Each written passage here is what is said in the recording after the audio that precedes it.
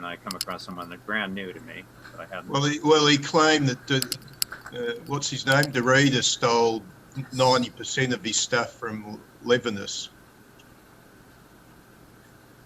the lecturer. Matt Clark. I think Levinas apparently stole a lot of stuff from Descartes too, didn't he?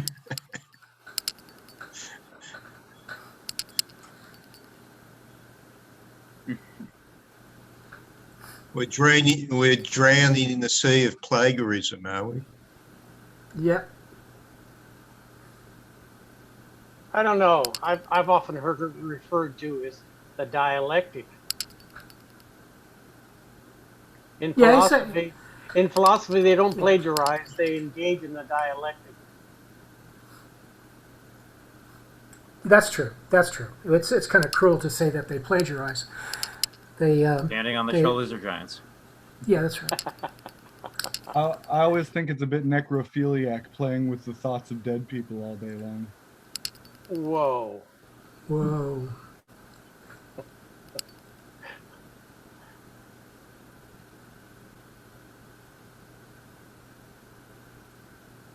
Yeah, very quickly, David, just wanted to give a thumbs up to the Mythos and Logos today. It's off to a great start. I do have one quick question, and the group will indulge me. What is Rick's background?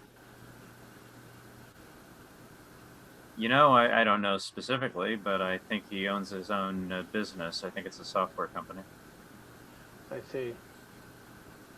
But I'm sure he has a more extensive information that he could give Hi, you. I'm Joshua Washington, director It's on of Facebook. the Institute for Black Solidarity. You want to add him? I'm sure he'll add you. And also the producer.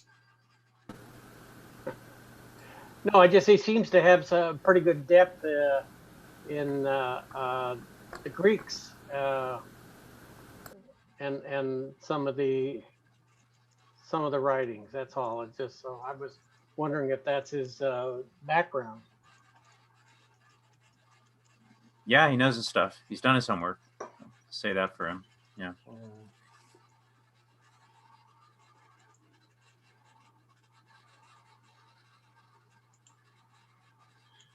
Also, Levinas felt there was a bit of a lack in politics and ethics, was there? I thought he obviously hadn't read enough Nietzsche. That was the point. He hadn't realised we've bypassed good and evil.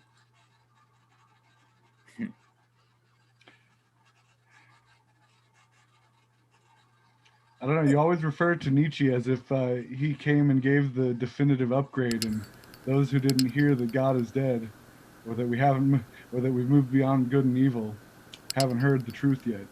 Oh, well, no, he wasn't an absolutely original Nietzsche, but he was the first one that really got in the public eye, big time, and created a lot of interest for his sort of field of philosophy. Well, that was a point, as somebody pointed out to Nietzsche, that your ideas are very much Max Stirner, a long time before, and hardly anybody had heard of Max Stirner. It was that Alfred did the biography on him, was the one that was researching him in the 1980s. It got Hegel to draw the cartoons of Stirner, so we have the comical cartoons now. I've got a slight idea of what he looked like.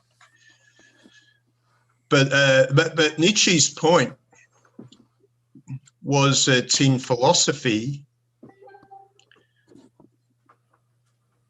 we are going to have to bypass ethics and politics. And you can have your ethics and politics after that if you want it. It's your choice.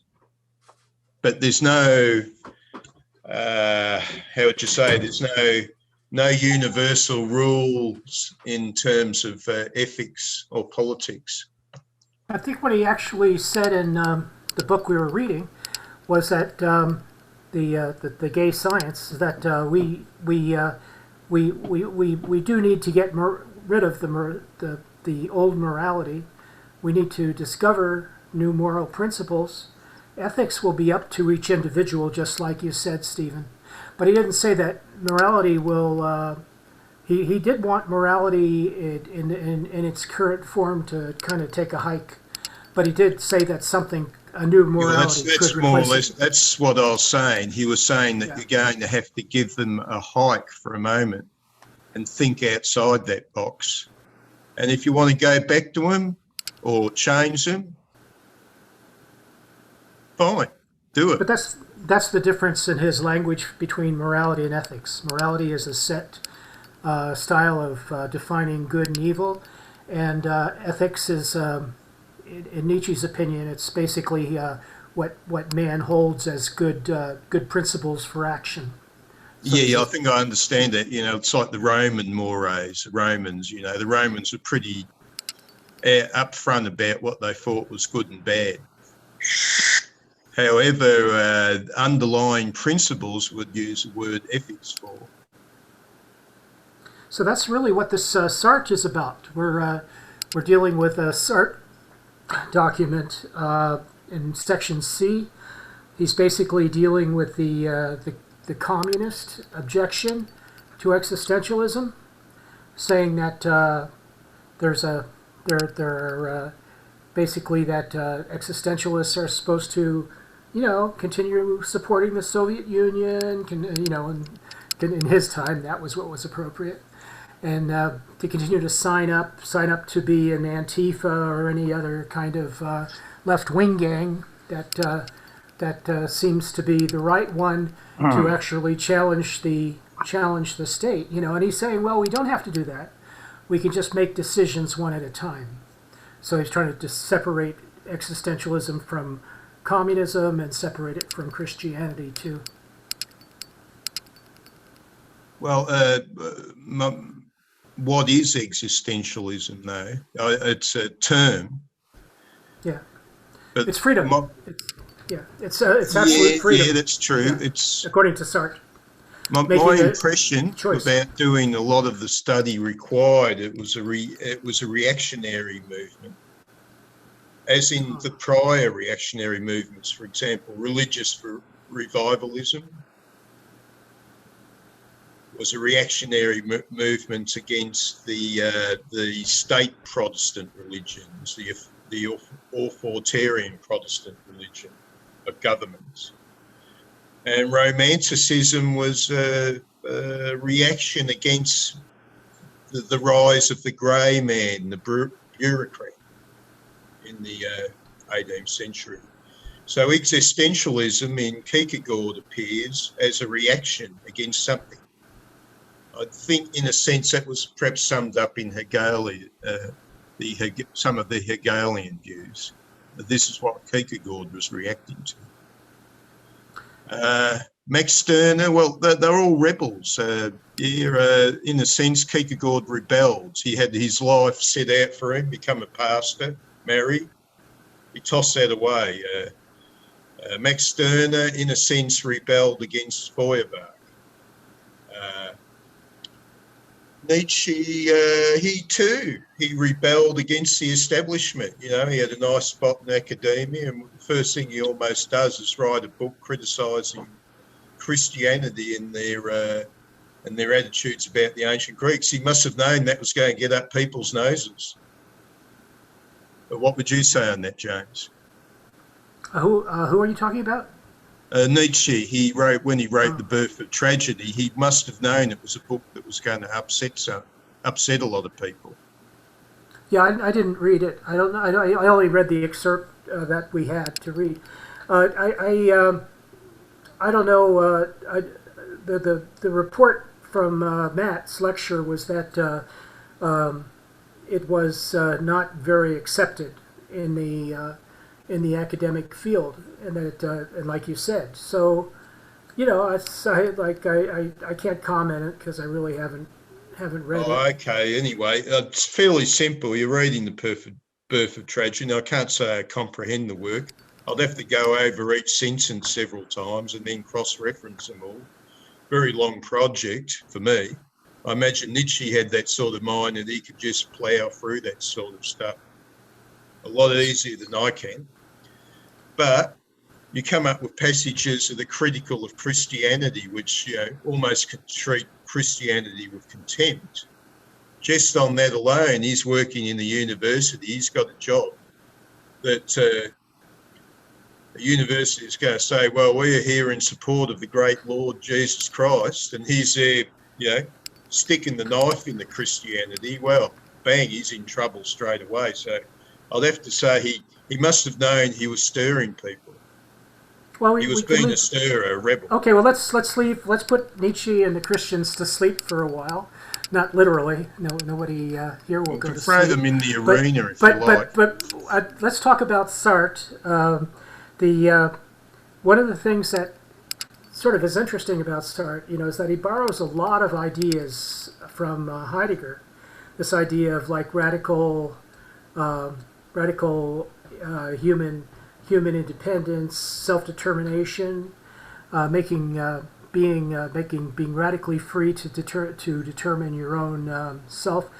He says here that this is a configuration, that we become configured in a certain way. We configure ourselves in a certain way, but that configuration is not unique. And he says the configuration is not unique in time, which is a little kind of weird. It means that there's a lot of configurations available in the universe. There's a universe of configurations, but there's no guarantee that we may not be actually reproducing a particular type, just like the perfect communist tries to replicate the perfect communist, his image of a perfect communist, and the perfect Christian tries to find his favorite saint or Jesus or whoever, to try to replicate that type. And this is basically, this is kind of like one of the more interesting things in the article. He says there's a universality of man, but it is not given. We don't know what the universality of man is. We're probably determining it as we go along by choosing ourselves. In choosing yourself, you contribute to the whole universality of mankind. You understand the configuration. He says, I build it in understanding the configuration of every other man, whatever age he may have lived in, unquote. So, and he says, this absoluteness of choice does not do away with the relativeness of each epoch. So there's each epoch is relative to the others. That's partly what Nietzsche was talking about, and that why there's such a great need for radical reform. And so free involvement is his key word. He says the absolute character of free involvement, by virtue of which every man realizes himself in realizing a type of mankind. An involvement always comprehensible in any age whatsoever, by any person whatsoever, and the relativeness of the cultural ensemble which may result from such a choice. It must be stressed that the relativity of Cartesianism and the absolute character of Cartesian involvement go together. Now, what does he mean by Cartesianism? He means the cogito, the idea that we think, and that is our kind of like our beacon, our base point for determining our dialectical investigation of reality. So Sartre is kind of like in my opinion, he's making a big nationalistic move here. He may not be the first, but he is definitely a Frenchman saying that a 16th century Frenchman is the one who defines our outlook for us. And of course, Heidegger did not have that point of view.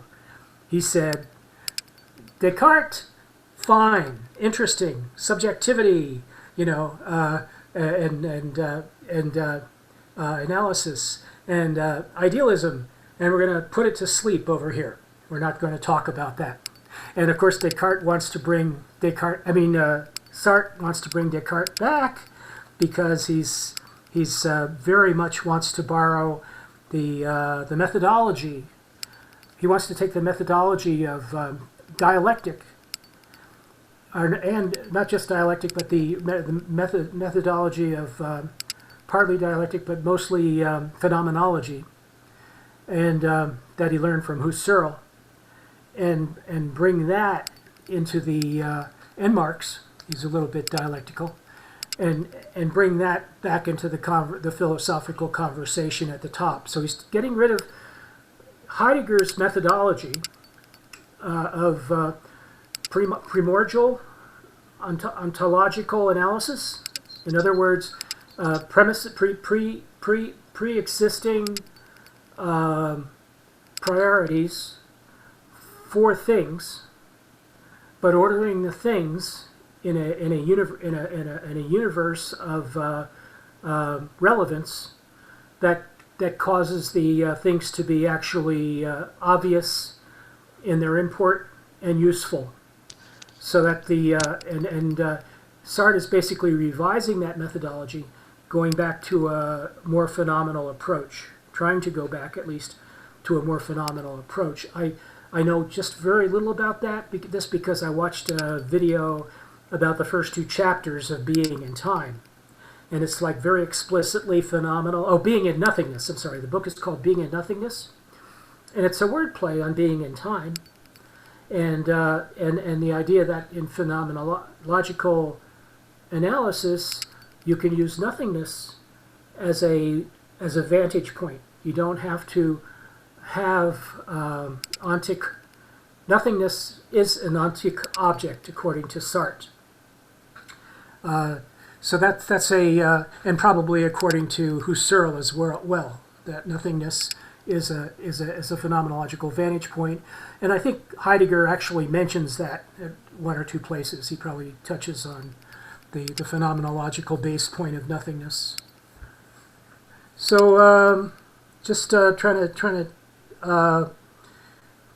because it's an existence he chooses. The important thing for Sartre is that the existence is the one that the individual chooses. It's no longer this universe or kind of this ensemble of what do you call them, possibilities, and which possibilities we choose in order to determine our potentiality and so forth, but just simply every decision being in our life that confronts us. He's trying to make it more available to the everyman, and every possible eventuality that confronts us is a matter of free choice. And there's no difference between being absolutely temporarily localized, that is, localized in history, and being universally comprehensible. So just the fact that we exist, Sartre is saying, we become a comprehensible being. So that's my notes on section C.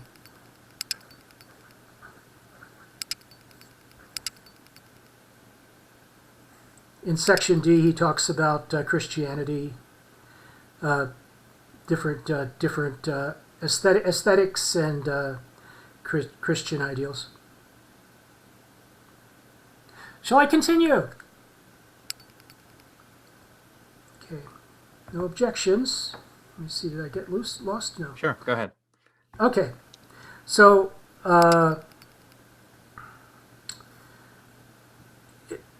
Basically, he's just basically saying that we're not irresponsible for having a choice. So for having a choice and taking a choice and being at risk of being called random, in other words, somebody can say, well, we made a random choice. And of course, that's a risk just like it would be for anyone else.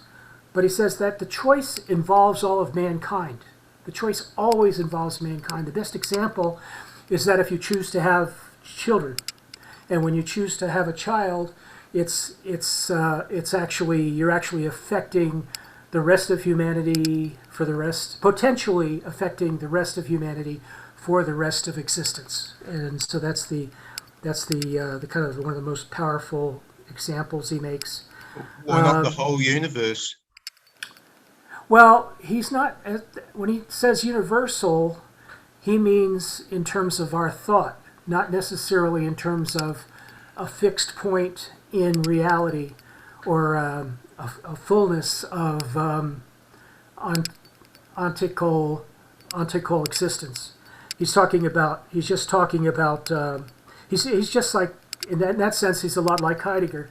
He's just taking the locality of things, and then he says that becomes universal in the sense that we can apply it to humanity, where humanity exists in any age. Now, that would be subject for another book. There could be a Sartre too, who wants to talk about the singularity and man's existence on other planets and in the rest of the universe and so forth. So that's not a ridiculous concept, Stephen. Well, I suppose an interesting angle there is very little of the European DNA made it through the Dark Ages.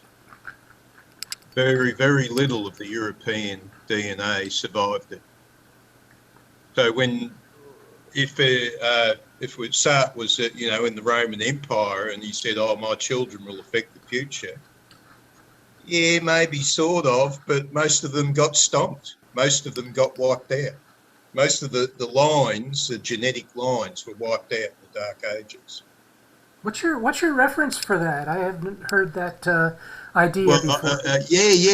Unfortunately, I was just reading that's from a few years ago. That's just something that was in my memory. That was just something I was pointing out, that the Dark Ages was a huge killing event of European genetic lines. So what we have now as regards Europeans was pretty much what was surviving by the 9th century. Okay. Well, anyway, that's interesting. It might be true or not. I don't know. Anyway, and I'm not a historian. It is interesting to go back and study medieval history. Very interesting time. Okay. Quote. Sartre says, "Doubtless, to choose without referring to pre-established values, doubtless he chooses, mankind, the man or the woman, chooses without referring to pre-established values, but it is unfair to accuse him of caprice. Instead, let us say that the moral choice is to be compared to the making of a work of art. And before going any further, let it be said at once that we are not dealing here with an aesthetic ethics, because our opponents are so dishonest that they even accuse us of that. The example I've chosen is a comparison only." So this idea of aesthetic ethics, and also like Sartre's response, because this is what's called polemic. This is the polemical debating style, where you set out the sins of your opponent in elucidating your viewpoint. And he's doing this in this article, but not exclusively. He only does it like once every 2 or 3 paragraphs, not very often. He talks about like the artist having a choice, but the choice is like very meaningful. He doesn't have to get his inspiration from any rules that are set up a priori. In other words, when the painter approaches the canvas, he doesn't have to have a set of rules that were going to determine what he's going to paint. Quote, "Has anyone ever asked, what painting is he going to make? It is clearly understood that there is no definite painting to be made, that the artist is engaged in the making of his painting, and that the painting to be made is precisely the painting he will have made. It is clearly understood that there are no a priori aesthetic values, but that there are values which appear subsequently in the coherence of the painting, in the correspondence between what the artist intended and the result." So he's trying to get rid of this idea, that there's a fixed aesthetics by which we learn to compare things. And once we learn the rules for comparing things, we'll definitely learn the truth of a lot of objects, say paintings, sculptures, governments, individuals, and so on and so forth, blah, blah, blah. So that's the aesthetics. He's sounding like a rationalist at the moment. He's very rational, yeah. Okay, and he wants to relate himself to Descartes. He sees himself as a student of Descartes. And he's trying to hide the fact, perhaps, that he's a student of Heidegger, for good reason, right? He's a anti-Nazi person with anti-Nazi experience. He wants to, his opinion is, my teacher went nuts. That was Levinas said that, I think, like that Descartes had, or no, it was Matt. It was Matt. Sorry, it was the in the lecture. Matt mentions that Levinas had seen Heidegger, so to speak, go nuts, and if Heidegger went nuts and became a fist-waving Nazi, what could be he had this. They both had this dilemma. What stuff do we sort of throw in the trash can, and what stuff do we say is necessary for philosophy to continue? And probably a lot of people are left in that kind of situation. Sartre says, what art and ethics have in common is that we have creation and invention in both cases. We cannot decide a priori what is to be done. And there's another one here. Man makes himself. He isn't ready, made at the start. In choosing his ethics, he makes himself, and force of circumstances is such that he cannot abstain from choosing one. We define man only in relationship to involvement. It is therefore absurd to charge us with arbitrariness of choice. We're involved in things, therefore we have choices to make, in order to be serious about life. And then he talks about configurations again. Choice always remains choice in a civilization, in a situation. Rather, choice always remains a choice in a situation. He's just talking about progress. Oh, he says, this is interesting if you're political. He's not very conservative, of course. He's kind of a Marxist. But it's true in this sense, he says, that whenever a man surely and sincerely involves himself and chooses his configuration, like choosing myself, it is impossible. And he's getting this from Nietzsche, by the way. This was Nietzsche's idea. Whenever it is impossible for him to prefer another configuration, regardless of what his own may be in other respects. So in choosing ourselves, we choose not to be someone else that we are not. So he says that is like really, really, really important. Then it is true in the sense that we do not believe in progress. So he's talking about, not believing in progress. Progress is betterment. Man is always the same. The situation confronting him varies. Choice always remains a choice in a situation. The problem has not changed since the time one could choose between those for and those against slavery, for example. At the time of the Civil War and the present time, when one can side with the Maquis Resistance Party or with the communists. And I don't think that's a good example. I don't think either of those groups were for slavery. But the idea is that he's basically saying that if you believe, I think this Maquis Resistance Party was probably very progressive. They were the Resistance in France, and then the communists, of course, are the backbone of leftism in Europe, in France.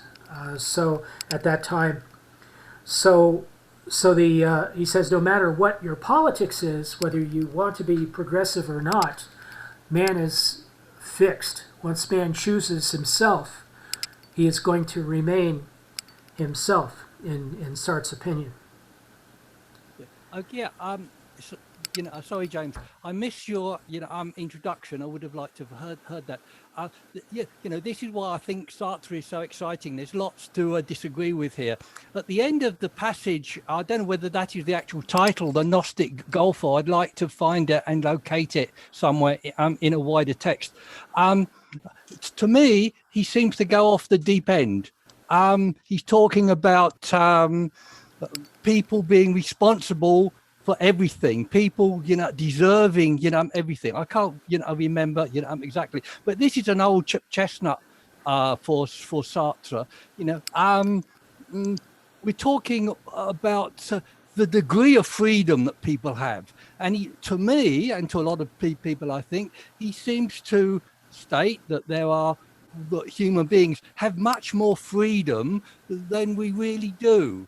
On the other hand, he's talking about man not, progressing, being, I wouldn't like to use the word fixed, but the idea of man not progressing, I think, is another thing that I could at least, disagree with Sartre about, is the idea of consciousness as a plenum. It either exists or it does not exist.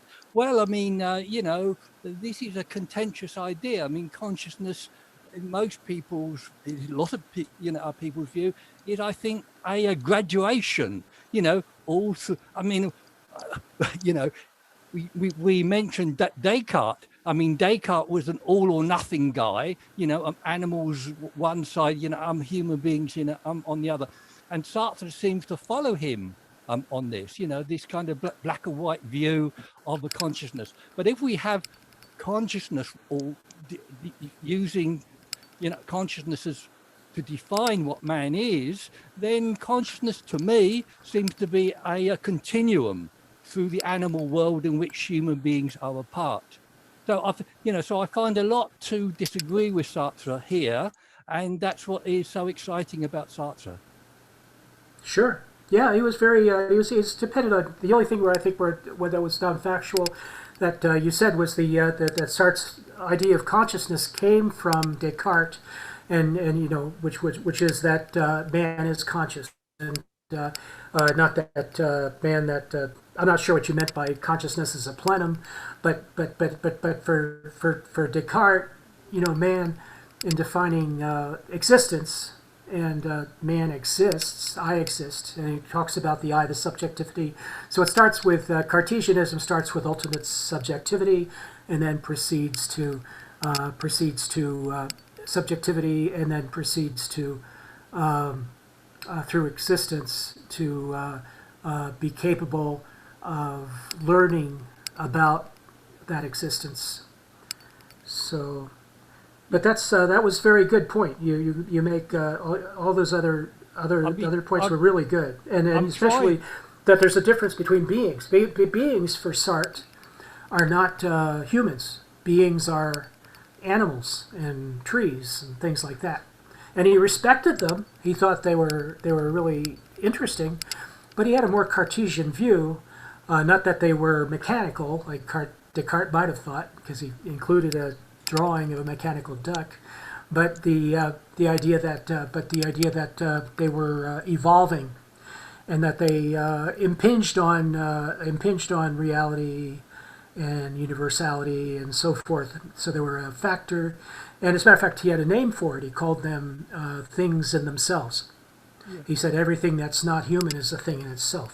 Yeah. Not in this document, but in the other.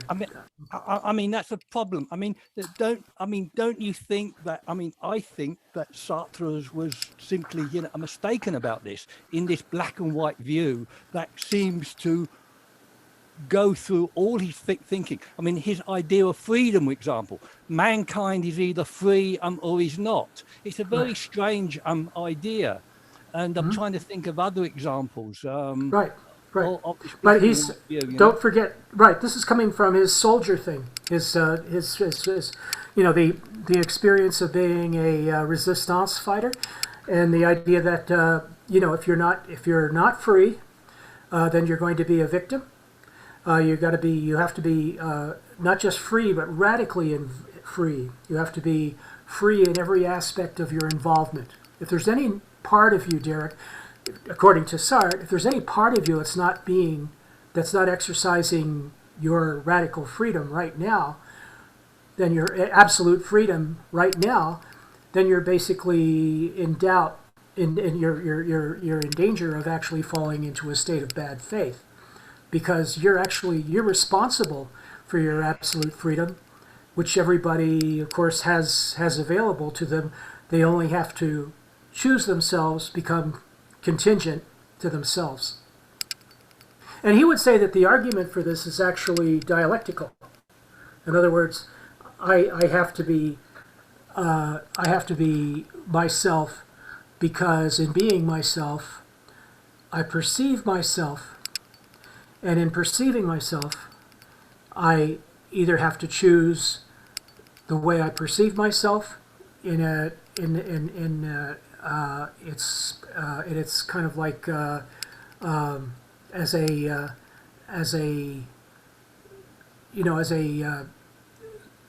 kind of like a powerful, a liberated free entity, free to make choices and deliberations and so forth, or I have to announce my limitations. And so that's what he would call he calls that our radical responsibility. So it's a lot to chew on, I'd say, and it's a little less methodologically. You might disagree with the methodology, but what he's trying to do is kind of replicate a representation that he learned from Heidegger. There's a representation of self that was learned from Heidegger and then readdressed through this kind of phenomenological lens. We either are radically free to choose, or we are nothing.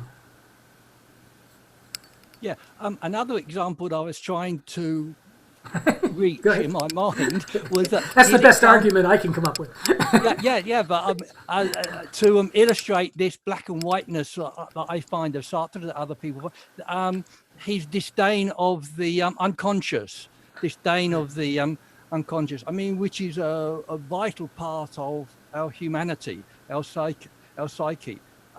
There seems to be some kind of tension or conflict in Sartre's view here about freedom, because on one hand, I mean, you advise me, but on one hand he seems to talk about our facticity of the past, and I find the illustration of the artist very enlightening here, that we're producing something but we don't quite know what it is, but I don't know whether it is a refutation of the a priori. I mean, surely there can be an a priori. I mean, Husserl, of course, was very, interested in the a priori. He went a bit too far, perhaps. But there could be a priori that is, expressing itself in material ways that the artist is doing. And he's saying that this doesn't apply to artists. That's his opinion. So he's saying that the a priori event doesn't apply to the artist, and the artist is actually functioning without an a priori vision of what he has to do. We call it skills sometimes. Like we do have ways of comparing that to. We have other language that we can use. I forget what it is, but it's like we say that the artist, basically relies on his own perspective, his own tool set, his own vision of what art is, and so forth. The best example probably is somebody like, was it Montserrat or Surratt? Yeah, the French painter that used dots. He actually astounded people because for the first time he would create a painting using only dots. And digital theory had already been invented by that time.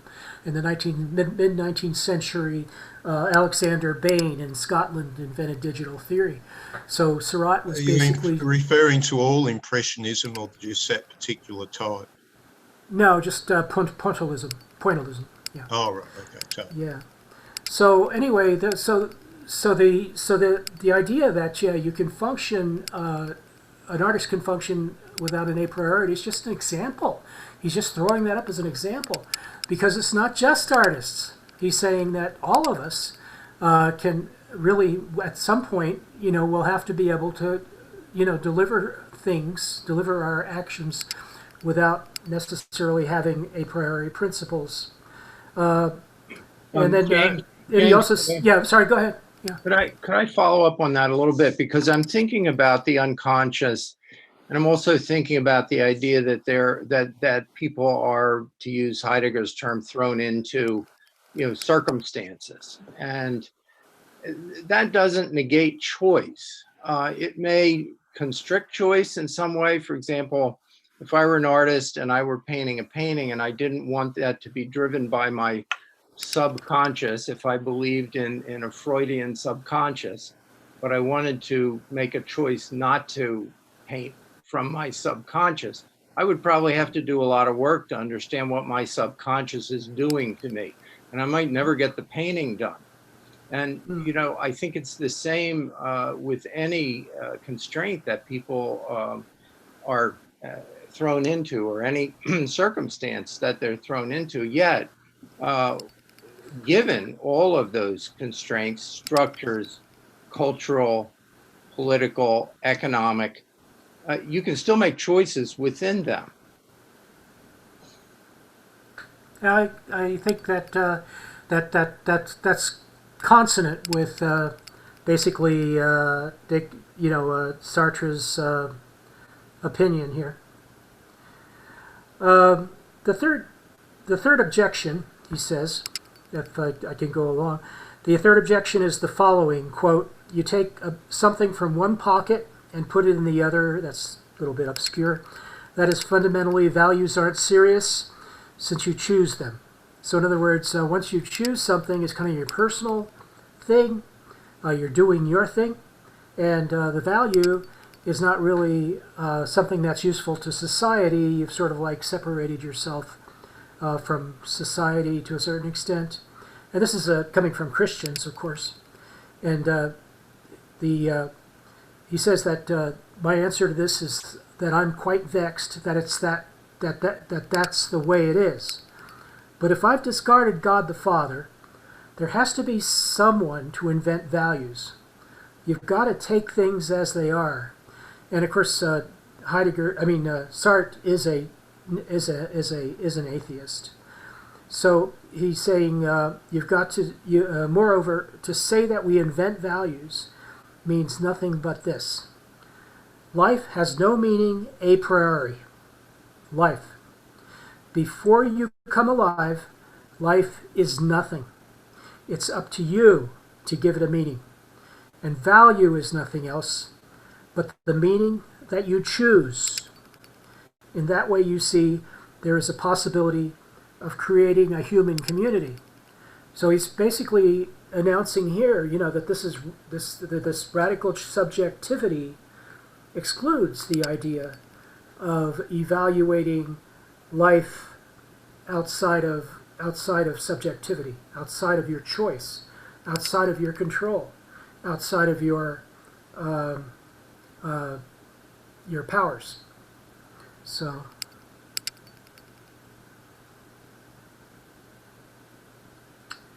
then James, excuse me, yeah, go ahead. but isn't the whole point of what Sartre was trying to say, those fundamental statements, is that existence precedes essence. Mm-hmm.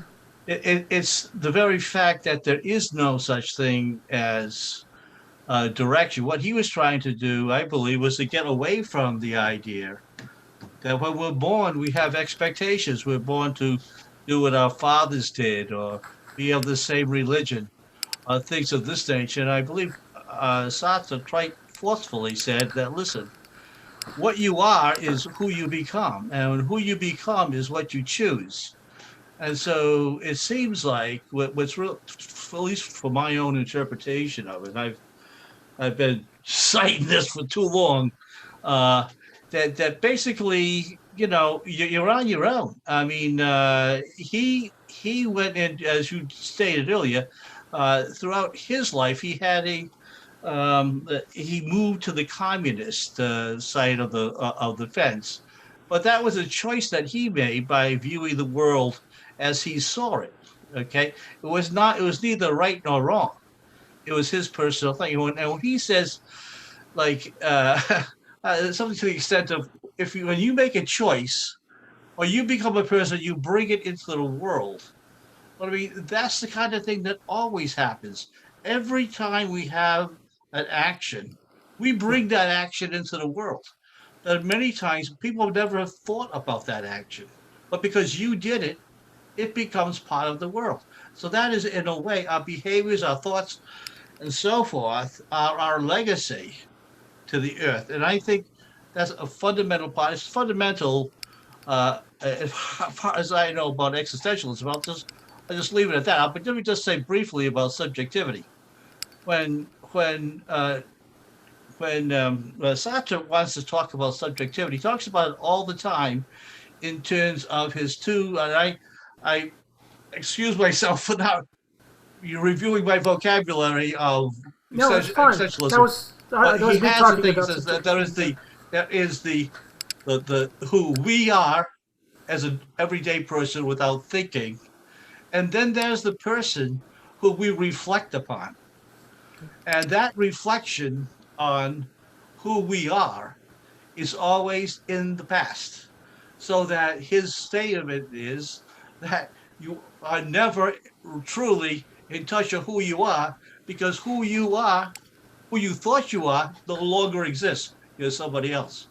And but that's how I saw his idea of that. And there's one other thing, that this whole business about, um, um, I forget now, something that had to do something with the subjectivity. But I'll leave it at that. And I'll be happy to listen to what you have to say. Thank you. No, that was wonderful. That's a very good understanding of where he was coming from. The looking back in the past, of course, like you probably know, is the reason that it becomes is actually, I think, why he calls it nothing. In other words, when we look at ourselves in the past, we basically don't find ourselves. We'll find something else. The result is not what we would expect it to be. It's nothing, and that's the self-examination of the consciousness. In other words, but it cannot. So this is an interesting thing he said about judgments, and then after that I got a lot of notes. But he said. It cannot be taken for granted that man may make judgments about man. So he was anti-judgment. He's going to be a really wet blanket at the old school reunion, then, isn't he? Could be. But let me continue with a quote, though. Existentialism spares him from any such judgment. So an existentialist will never consider man as an end, because he is always in the making. So when we look at other men, we think, oh, there's another existentialist. Or at least there's a man who's making himself. And we're basically writing one of Sartre's novels, in which the characters don't have a clue. They don't know where they are. They don't know what's going to happen, but they're making themselves up. So nor should we believe that there is a mankind to which we might set up a cult in the manner of Auguste Comte. This cult of mankind ends in the self-enclosed humanism of Comte, and let it be said, of fascism. This kind of humanism we could do without. So he's basically blaming positivism, philosophical positivism, for fascism. There's another meaning of humanism. Fundamentally, it is this: man is constantly outside of himself. Again, what you mentioned, Greg, constantly outside of himself, in projecting himself, in losing himself outside of himself. He makes for man's existing. In other words, man being outside himself, losing himself, projecting himself, all these categories of action created by Sartre.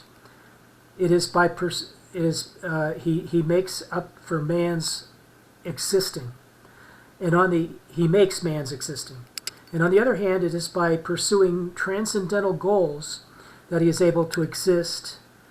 Man, being this state of passing beyond, and seizing upon things only as they bear upon this passing beyond, is at the heart, at the center of this passing beyond. So that's the transcendent, Sartre's definition of the transcendent. We pass beyond the present, or we pass beyond the locality of belief, or we pass beyond anything that is not transient, and we arrive at a transformation of some sort. There's no universe other than a human universe, the universe of human subjectivity. If he had to rename humanism, he would call it the universe of human subjectivity, or human subjectivity universalism, or something like that. The universe, the connection between transcendency as a constituent element of man, not the final goal, but a constituent element of how we function, which is consistent with Heidegger, of course, is what we call existential humanism. Humanism, because we remind man that there is no lawmaker other than himself, and that in his forlornness he will decide by himself, because we point out that man will fulfill himself as man, not in turning towards himself, but in seeking outside of himself a goal, which is just this liberation, just this particular fulfillment. So, in a way, Stephen, he's riffing on Stirner, Max Stirner, a little bit here. The idea that the self becomes really important, and it's the self is like critical. Once again, it is the self that becomes critical for existential humanism. So for existential humanism to survive and go forward, man has to develop a sense of transcendency and passing beyond, on top of his subjectivity. Yeah, I'd say he's wrong. The existential philosophy and humanism are two different animals that'll never meet. Wow. Okay. Sorry, he wasn't here because he loved to argue with people, and I understand. So he also says, I'm at the end here, existentialism is nothing else than the attempt to draw all the consequences of a coherent atheistic position. So in other words, he says atheism, existentialism, they're made for each other. If one calls every attitude of unbelief despair, like the Christians, then the word is not being used in its original sense. So in other words, despair is something else than an attitude of unbelief. Despair is something more powerful than that. And of course, we talked about that last week. Despair for Sartre actually means a everyday reoccurrence of being. So in other words, Nietzsche's concept of the eternal reoccurrence transitions to Sartre's concept of despair as a constant in being for itself. We live in the world, we are for ourselves, we constantly live in a state of despair. There's nothing strange about this. Nothing to see here. Move along, move along. I'd agree with that sentiment, but it's still, you can still have an investigation. I don't know about the move along bit, but yeah, that's the point, that we live with a religious or post-Christian prejudice about morality and ethics, which is, well, that was Nietzsche's whole point. He held up a mirror and he was saying, on one hand, you Christians, you say this, but you actually go and do that. Yeah, he's just saying that if you are a Christian and you think that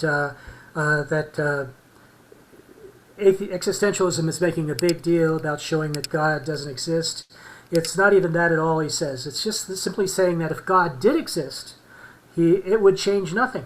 So you could have Christian existentialism, it's no big deal. It's just that you could still have man responsible for all of his own existence and have a God. So I think that's his point. So he says the problem of God's existence is not the issue. In this sense, existentialism is optimistic, a doctrine. Pardon the advertising here. A doctrine of action. It is plain dishonesty for Christians to make no distinction between their own despair and ours, and then James? call us despairing. Yeah. Real quick. I believe that one of the fundamental issues with existentialism is there cannot be a God. And the reason for that is that if there were a God, then you might have the ability to establish a moral set of behavior that was based on some tenets that were that others would say God told them that that's how they have to behave. And Sartre was completely against that. Okay, so that's why you could never have what you would call a Christian existentialism of sorts. I think, in fact, but if you were to have one, I think Heidegger was pretty good with that. But and what I'm trying to say is that it's really essential to bear in mind, at least for me, that with Sartre, he is an atheist.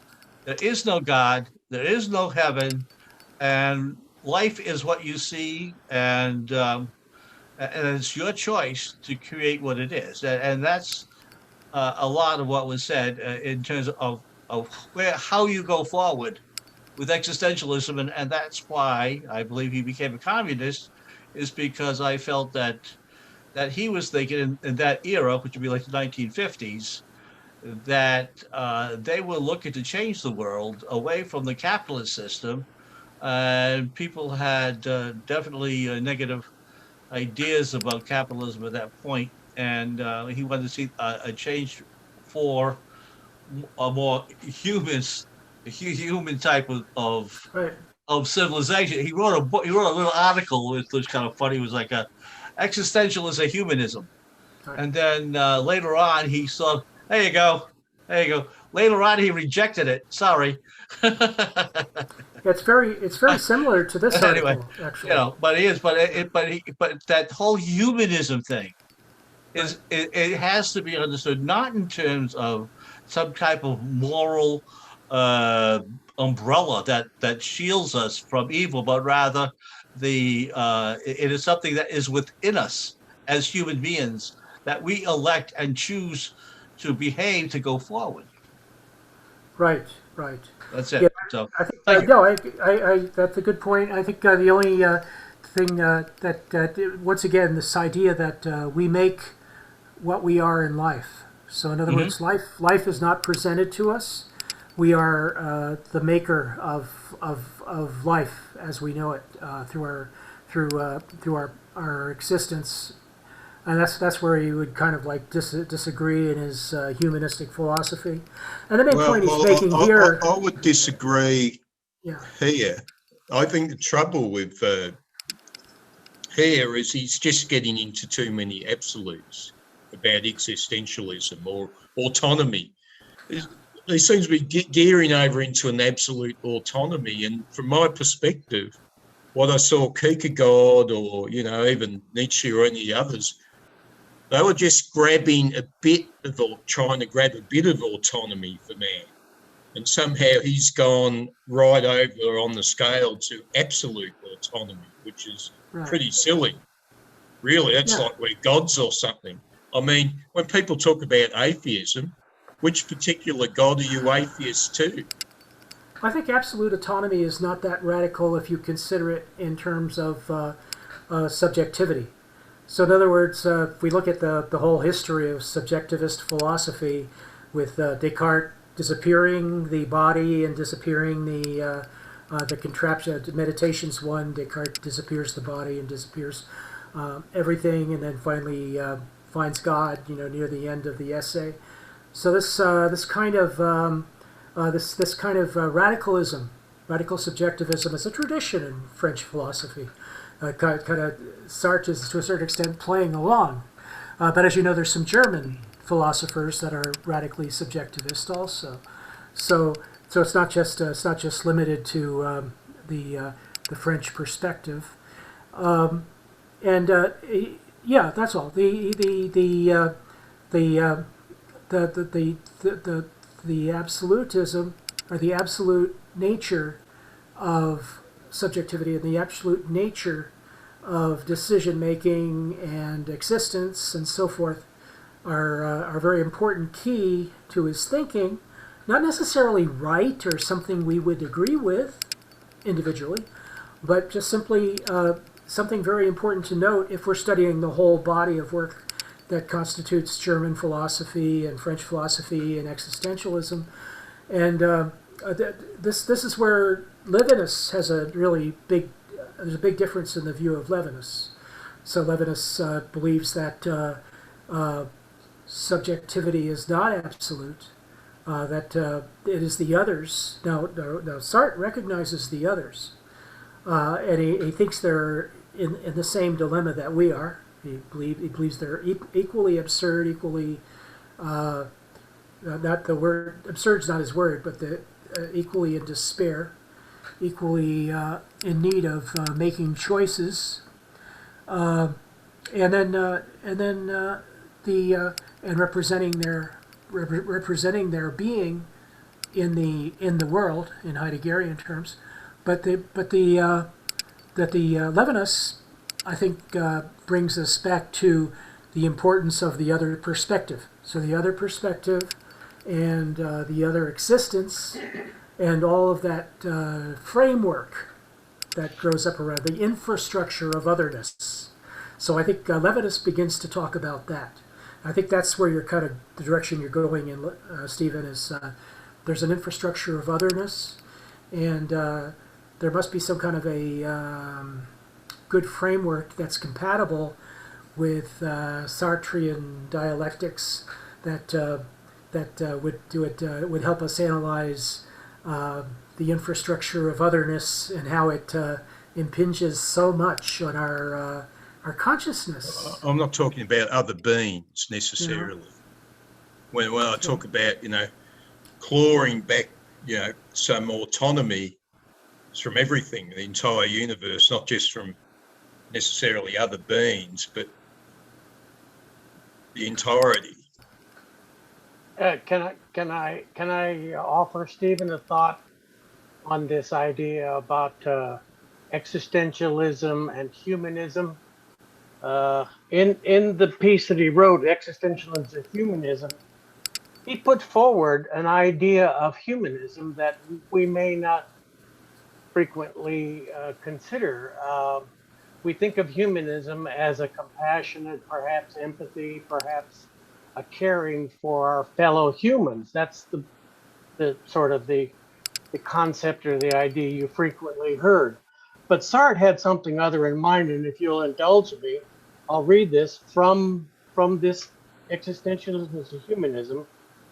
We, meaning the existentialist philosophers, we remind man that there is no legislature other than himself, and that he must, in his abandoned state, make his own choices, and also because we show that it is not by turning inward, but by constantly seeking a goal outside of himself in the form of liberation or of some special achievement that man will realize himself as truly human.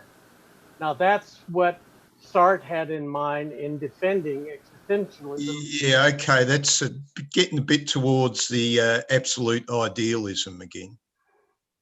But the point would be is that when we talk humanism, there's many facets or many concepts that can be included in the concept of humanism, and he's I, of the I would thought think that humanism's another thing to be put aside with good and evil. Progress beyond that. And yeah, if you want your humanism, go back to it. no, But I'm just isn't offering a thought of how Sartre felt that by looking at perhaps other aspects of what it is to be human, you could think of existentialism Yeah, as I a just form of find it, humanism. Sartre's just getting into absolutes too often. Yeah, I mean, can't we say though that humanism is something to be defined? It's not something that needs to be fixed. That we have a fix. I mean, many people have got a different idea. I mean, I'm just trying to find where Williams, Bernard Williams spoke about humanism as a prejudice. You know, there's lots of ways to define humanism, and it's an open concept as far as I'm concerned. Well, Stirner would have dismissed it as another spook. But why? He's just saying it's just an idea. You know, Stirner had his ideas about what was valuable or what was a worthwhile way of going, and generally, with most ideologies, he simply dismissed them. You know, you can have your ideology if it turns you on. It's your little entertainment. You know, you put on your headphones and you listen to your ideology, and yeah, cool, man, you're having a good time. But that's all it is. But doesn't this assume that it is a fixed idea rather than an open idea that we can look to the future and define it? What humanism is, I mean, it has changed a lot since the time of Descartes, you know, for example. Oh, you mean there's a gang of characters running around calling themselves humanists, and they define the fashion? Okay. Well, not necessarily a fashion, but you know, a philosophical idea which changes. Oh, well, I don't know if ideas actually exist independently of human beings. Of course not, but they still change in total. Yeah, but I mean, So where I kind of think just the passage I read from you, my take on that, which is kind of along the lines of Derek, I think, is Sartre is just offering one way of thinking of humanism for considering, because he was fighting back to the criticism that was taking place of existentialism, and he's offering if we humans today are the sum total of our achievements throughout history, then that will define us as humans, what we have done and where we have come and where we are today. And that's kind of what he's getting at. Oh yeah, well, that's all getting a bit fairy tale. I understand that's Sartre's view, but what was the beef with existentialism that he was going back on? The Catholic Church was criticized. It's in the article. Right. In the introduction, existentialism was being criticized by the communists and being criticized. Oh yeah, I vaguely remember now. Yes, it could be the same article or reading or a rewritten version of it. It is. It is. Yeah, it's a publication that's available. It was put out in a small book, and its title is Existential Humanism, and the entire essay is available in there, where he defends existentialism. Yeah. So what were the main elements of his defence? What was the arguments against existentialism? Well, that's what. Go ahead. Yeah, the particular point he was addressing was the idea that existentialism was not humanism, that it did not have humanism goals or ideals in it. And so what I read to you was one contribution, him attempting to counter that idea by people having a narrow definition or not being perhaps visionary. And I'll step back. Thank you. Just for a second, I wanted to talk about humanism for a second. The good old fashioned humanism, which still exists in the United States. There's an American Humanist Association and so forth. And it's not devoid. It's kind of a moralist association, you could say. But the idea of humanism as it evolved in the United States in the 1930s and 40s was kind of like this progressivism, that you had humans are right. It's right to elevate humans, give them better educations and treat them well. And it's also right to have a better society for the benefit of humans. And it's also the only thing that's really completely closed about it, I think, it recognizes science and sciences. The only thing that's closed about it is the idea that humans are the only thing that's important. In other words, that humans will determine not existence as an existentialism, but humans determine the outcome of humanity. My observation is they've turned humans into gods.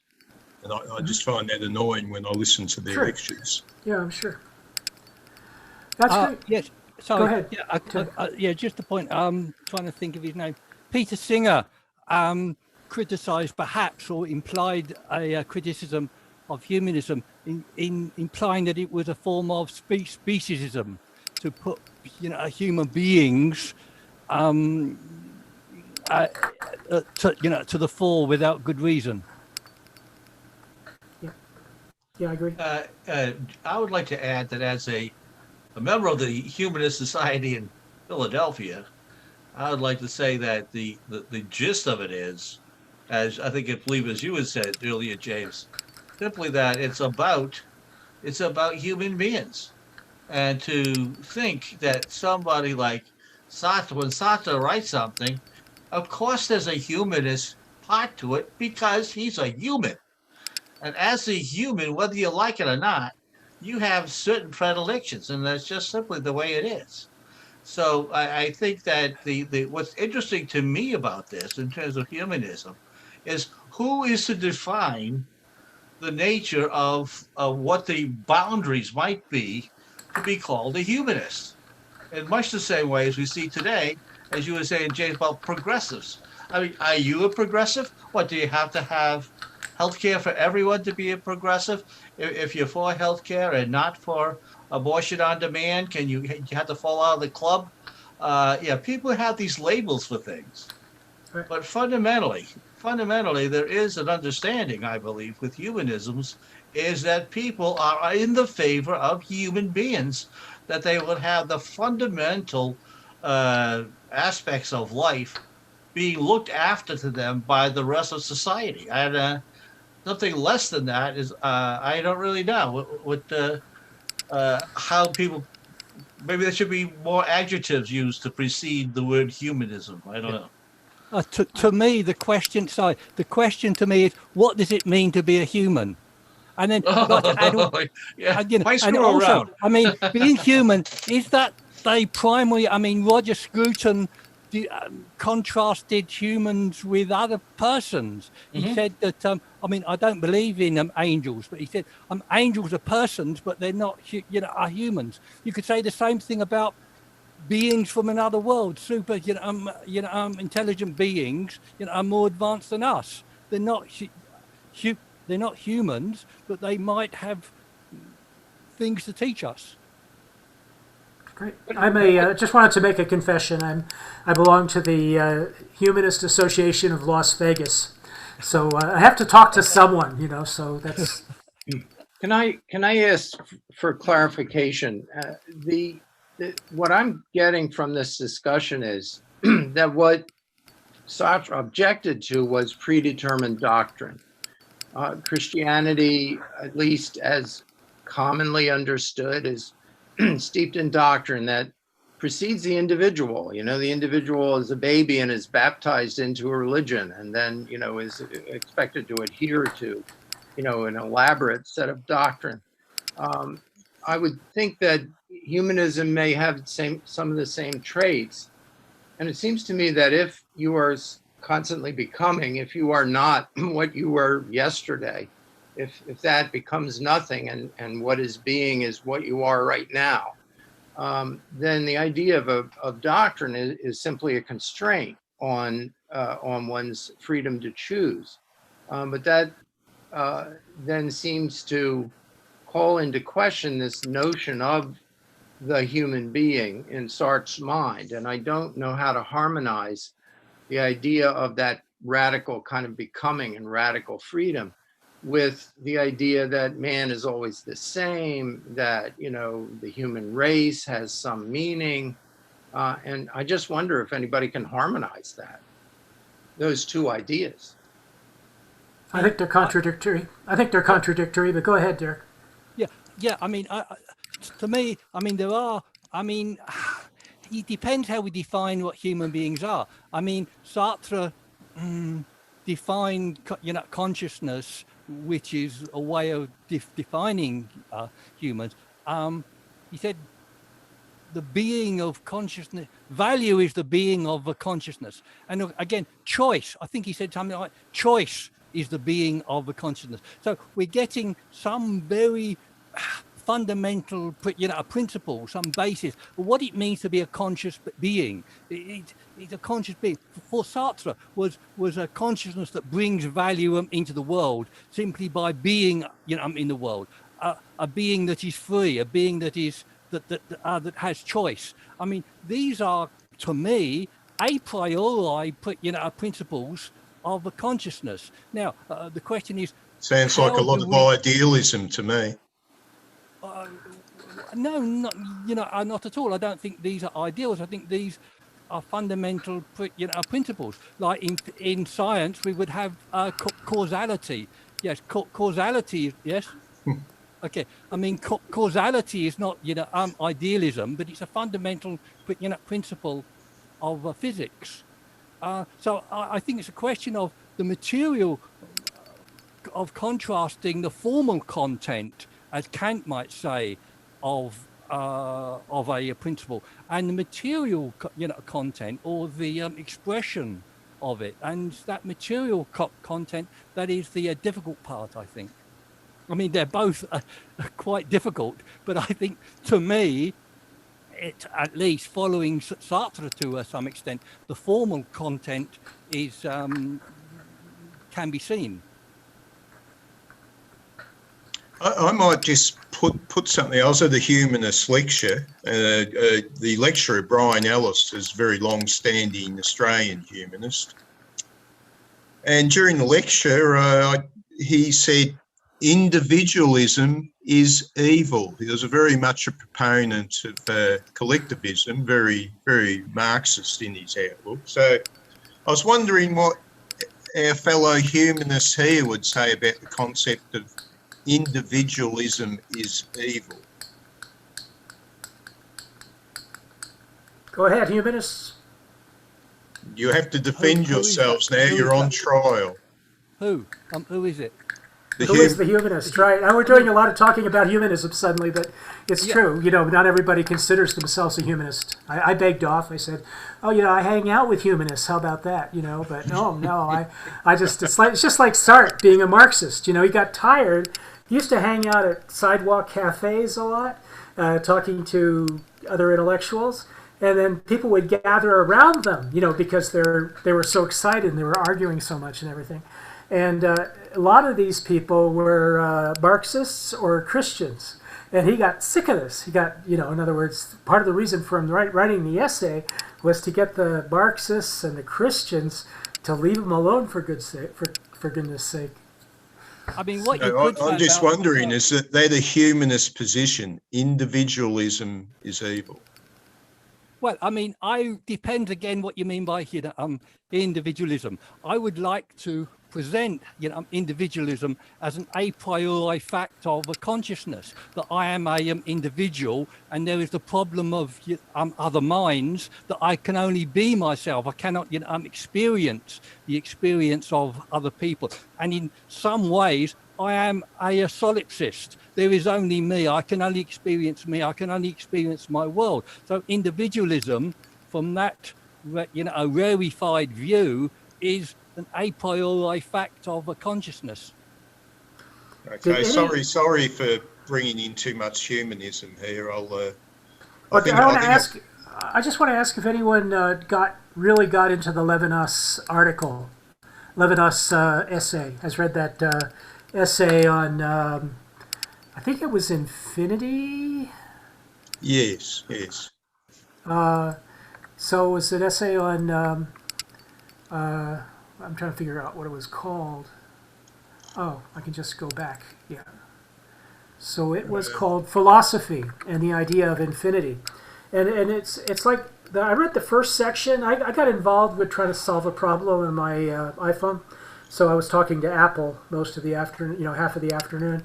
But this Levinas is basically in the first section. I thought, well, he's kind of talking about lying. He's kind of talking about how to make the world making a safer kind of like place for lying, making madness more attractive. Maybe it's kind of hard to figure out where he's coming from with his ideas on truth. Because he's like letting in to my idea. He's letting in madness and lying as a kind of like a virtue, as you would say in idealism, Stephen. Not every ideal is a priori objects or a priori principles, but we separate that from ideals like good, bad, fair, just. I think there was a critique of Levinas by the lecturer. And it's a point that Levinas was going on a path. He made some really great points, but unfortunately, the lecturer was feeling that Levinas was a wannabe Jesus almost, a salvationist. He was looking for a path to save humanity and be seen. You see this a lot in politics now. There's all these politicians grandstanding as saviours. And I find that to be a deplorable human trait that is better kept in check. And this was a point that was raised by one of his students when he was putting forward this aim of world salvation. The student said, what happens when the other is not interested in being saved? And according to the story, Levinas was stomped by that one. Yeah, too many. You can get entrapped by your absolutes, and I think that's one of the wonderful things about this essay, by Sartre, is that he doesn't get trapped in his absolutes. He continues the barrage of arguments against the attacks from the Marxists and the Christians and even from. You could consider attacks from humanists as attacks, but they would likely, if a humanist attacks an existentialist, it's more likely to be on the nature of truth or on the nature of truth or the whether the good of all, maybe the type of ethics that are being used and so forth. So you could have a humanist attack on existentialism, but it would be a little bit weak. I think from a philosophical standpoint, I was attacked for having a non-objective view of truth once, and it was very easy for me to argue my points on truth, and I'm much more sophisticated now. I now understand truth from a fairly sophisticated perspective compared to the way I did 5 years ago when I had those arguments. So it's all of these subjects can be kind of like. Directed against any philosophy, and any philosophy, of course, is actually fallible. So we could make a career of dissecting Sartre on a kind of like a principled basis. In other words, I am a phenomenologist, and I would now like to say everything that's wrong with Sartre. In a sense, that was Levinas. Levinas was basically taking Sartre apart a little bit, but I think at the same time. And he was making one very important point as far as I can tell, and that is, what about the consequence of the other? The consequence of the other is not only are there going to be others, but the others are going to get the thing that Stirner was talking about. The others are going to gang up on you. The others are going to create hype. They're going to create. They're not satisfied with religion. Don't worry about that. they'll figure out some new tricks, and your perfect subjectivity will suffer in the end. Ha ha ha. I'd like to add one more thing about humanists and the question of who is a humanist or what is a humanist. And I think that if you think of humanists on one side and people who belong to the SPCA on the other, Ah. you'll find there are people on both sides who are very nice, sensitive people. However, the humanists have a different focus on where their sentiments are leading. A person in the SPCA, well, they have their reasons for caring, and that's very important to them. But their purpose is pretty well understood. And so I would say that in general, the purpose of a humanist is as easily understood as the purpose of someone of the SPCA, and I'll leave it at that. Thank you. Excellent. Yeah, everybody, and in case anyone hasn't kind of like realized it, SPCA believes in vivisection, which is kind of like the animal equivalent to, what was it called? The idea that you're going to control which humans are allowed to reproduce. So I forget what that science was called. It's been eliminated. Euthanasia. Now, more or less. No, not euthanasia. The reproduce. It's the idea that if people are allowed to produce offspring, those offspring will not be chosen by us, the ones who understand eugenics. Yeah. So vivisection is a little bit like animal eugenics. That's all I'm saying. I'm not condemning it completely. You were saying the SPCA was okay with vivisection. Vivisection is part of their program. Yeah. All right. Okay. Cool. Of course, In other words, vivisectionists would say, take your dog or cat to the SPCA. They know what to do.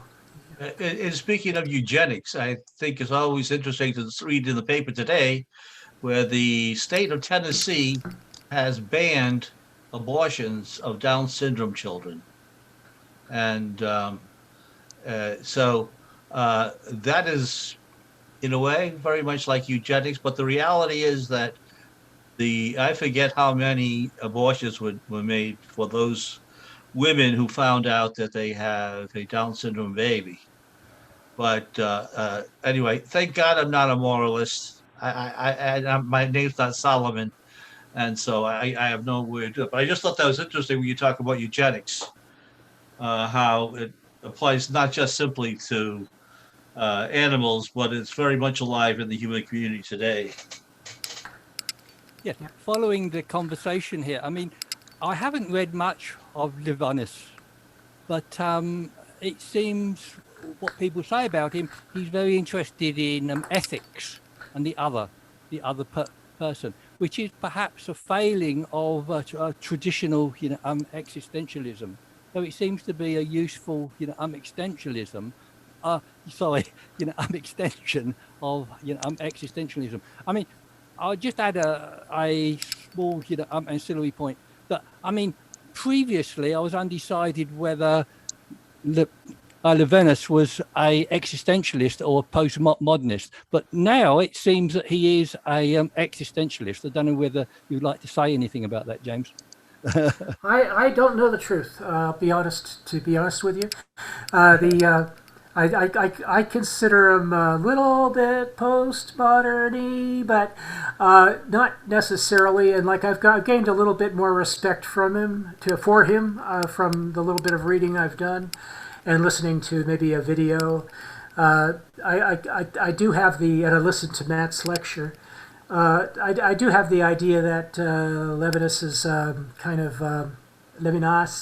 is kind of Cartesian. He's like Sartre. He's Cartesian. He's in the group that's beating the drum for French philosophy by saying that philosophy starts with the cogito and everything. So he's in that side what do you call that, sideshow. So He's a philosopher in that sideshow. He's also somebody that divides his time equally between religion and philosophy, and tries to a certain extent not to mix them. So you would get you might get in trouble if you try to read both of them. Also, the religion books are aimed, they're from a different publisher, and they're aimed at people who are already Orthodox Jews. So they're not really necessarily readable. Well, the point the lecturer all was of us. making about Levinas was he was attacking the Western tradition and the existential tradition, Right. and being about egoism and narcissism. Its focus is on the me and the importance of me, libertarianism. Right. What is? Yeah. I was kind What of is- surprised when I read about Levinas and how a lot of his work was in with regard to those. I forget the name, the Kabbalah. Is that what they call that mystical Yeah, well, book? that's like the most esoteric book in the tab. What's it called? Talmud. The Talmud. Talmud. Yeah, I just think the thing is that, by virtue of looking at that and investigating that, and therefore you kind of like say to yourself, you know what? There are mysteries in this world that we don't know that God has put in, and is his way of directing our life to do this, that, or the other thing. And I think just only one moment, madam, and I'll be happy to stop. But I just think that when people take the belief that somehow a superior being has come along and left this mystery for us to figure out so that our lives can now be meaningful, has let it go on for thousands of years like this, well, that's, to me, is not consistent with what I think the essence of existentialism that Sartre tries to advocate. Well, maybe it's true. Maybe there is gods and goddesses. That's fine, but we're talking about existentialism right now. Well, anyway, and I don't know if we can call Levinas an existentialist, but did you have something to say, Ronica? I want to make a comment about the Kabbalah. The Kabbalah has nothing to do with the Talmud. It started in ancient times with the religion of fertility, and the main topic in the Kabbalah is called Vekut, which is a very complicated, it's like, I can't say it right now because I'm the only woman here. We'll enjoy it, I'm sure. It's sexual. I happen to be very familiar with that. So if you have any questions about it, I also taught it. I don't take the religious perspective. I only take the academic perspective and the historical. So yeah, I'm very familiar with that. It has nothing to do with the Talmud, or some people don't even consider it to be Jewish. It precedes Judaism. Let me put it this way.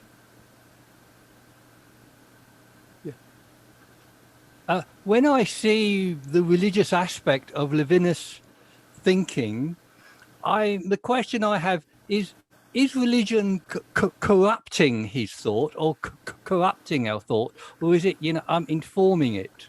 Because I mean, to me, I'm very, suspicious of this extra worldly, metaphysic that's hanging out there, that's got great insights, I think, but nevertheless also corrupting in all kinds of ways. We are all corrupt. We are beings, therefore we are corrupt. Yeah, but in what ways? We are naturally corrupt. Yeah, but okay, in what ways? Stephen, we're all ready to worship now, but let's just don't interrupt people while they're in mid-sentence, please.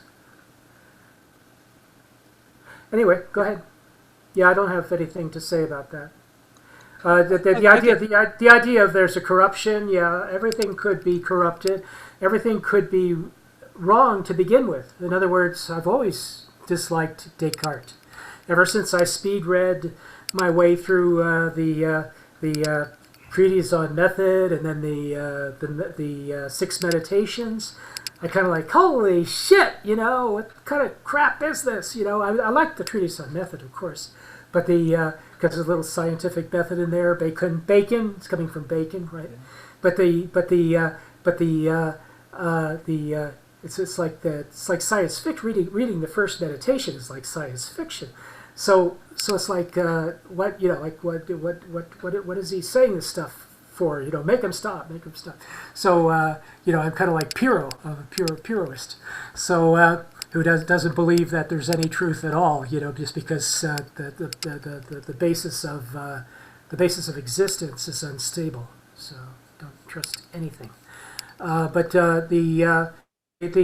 definitely with Descartes being elevated to the champion of French philosophers by both Sartre and Levinas, makes my sets my hackles on fire, or whatever the right expression is. Yeah, I mean, different ideas corrupt or influence to different extent.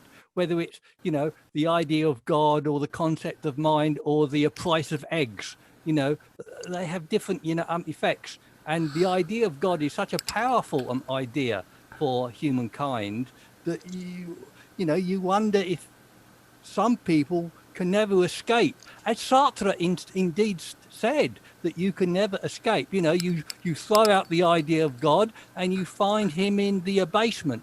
Can you ever escape the idea? Which God is this? Which one? Which God is this? Exactly, yeah. And talking about the Gnostic golfer, is it the Gnostic God? I mean, and it's very interesting because Hans Jonas, he wrote a book on Gnosticism, comparing, well, not the whole book, but a section of it, comparing Gnosticism to existentialism. Gnosticism is to religion as existentialism is to philosophy. I mean, there's quite, interesting, comparisons to be made here between, I mean, it's going off the point a bit, right? But there's quite interesting, comparisons to be made between Gnostic thought and existentialism. I just wanted to mention that the reference to Gopher might be one of the original internet applications. Before there was a World Wide Web, there was in browsers. You had something called Gopher, which was and you could have a Gopher client on your computer, and you could have Gopher. You had Gopher servers on the internet, and the Gopher client, or you could use text. You could just use your text application like Telnet. But you would read the Gopher. You would send commands to the Gopher client, and it would say, yes, I do have a book by Descartes, and the book by Descartes is at the server for the University of Pennsylvania. Would you like to connect to the University of Pennsylvania and request their book by Descartes? And you could actually go places on the web or on the internet prior to there being a World Wide Web. The www was a fantastic invention because it meant that everybody could design a document that would appear to every user that would look the same and present the same access to the internet that the old applications that relied on commands like Gopher would. So that's the origin of the name Gopher. Gopher is an internet application that allows, similar to the World Wide Web with lots of links, that allows access to documents on document servers, such as at universities.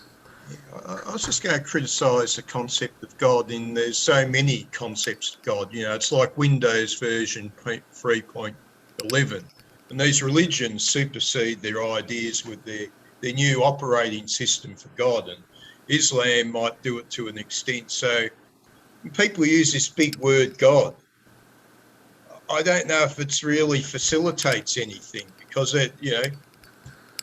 So I was going to put my 2 cents in on that too.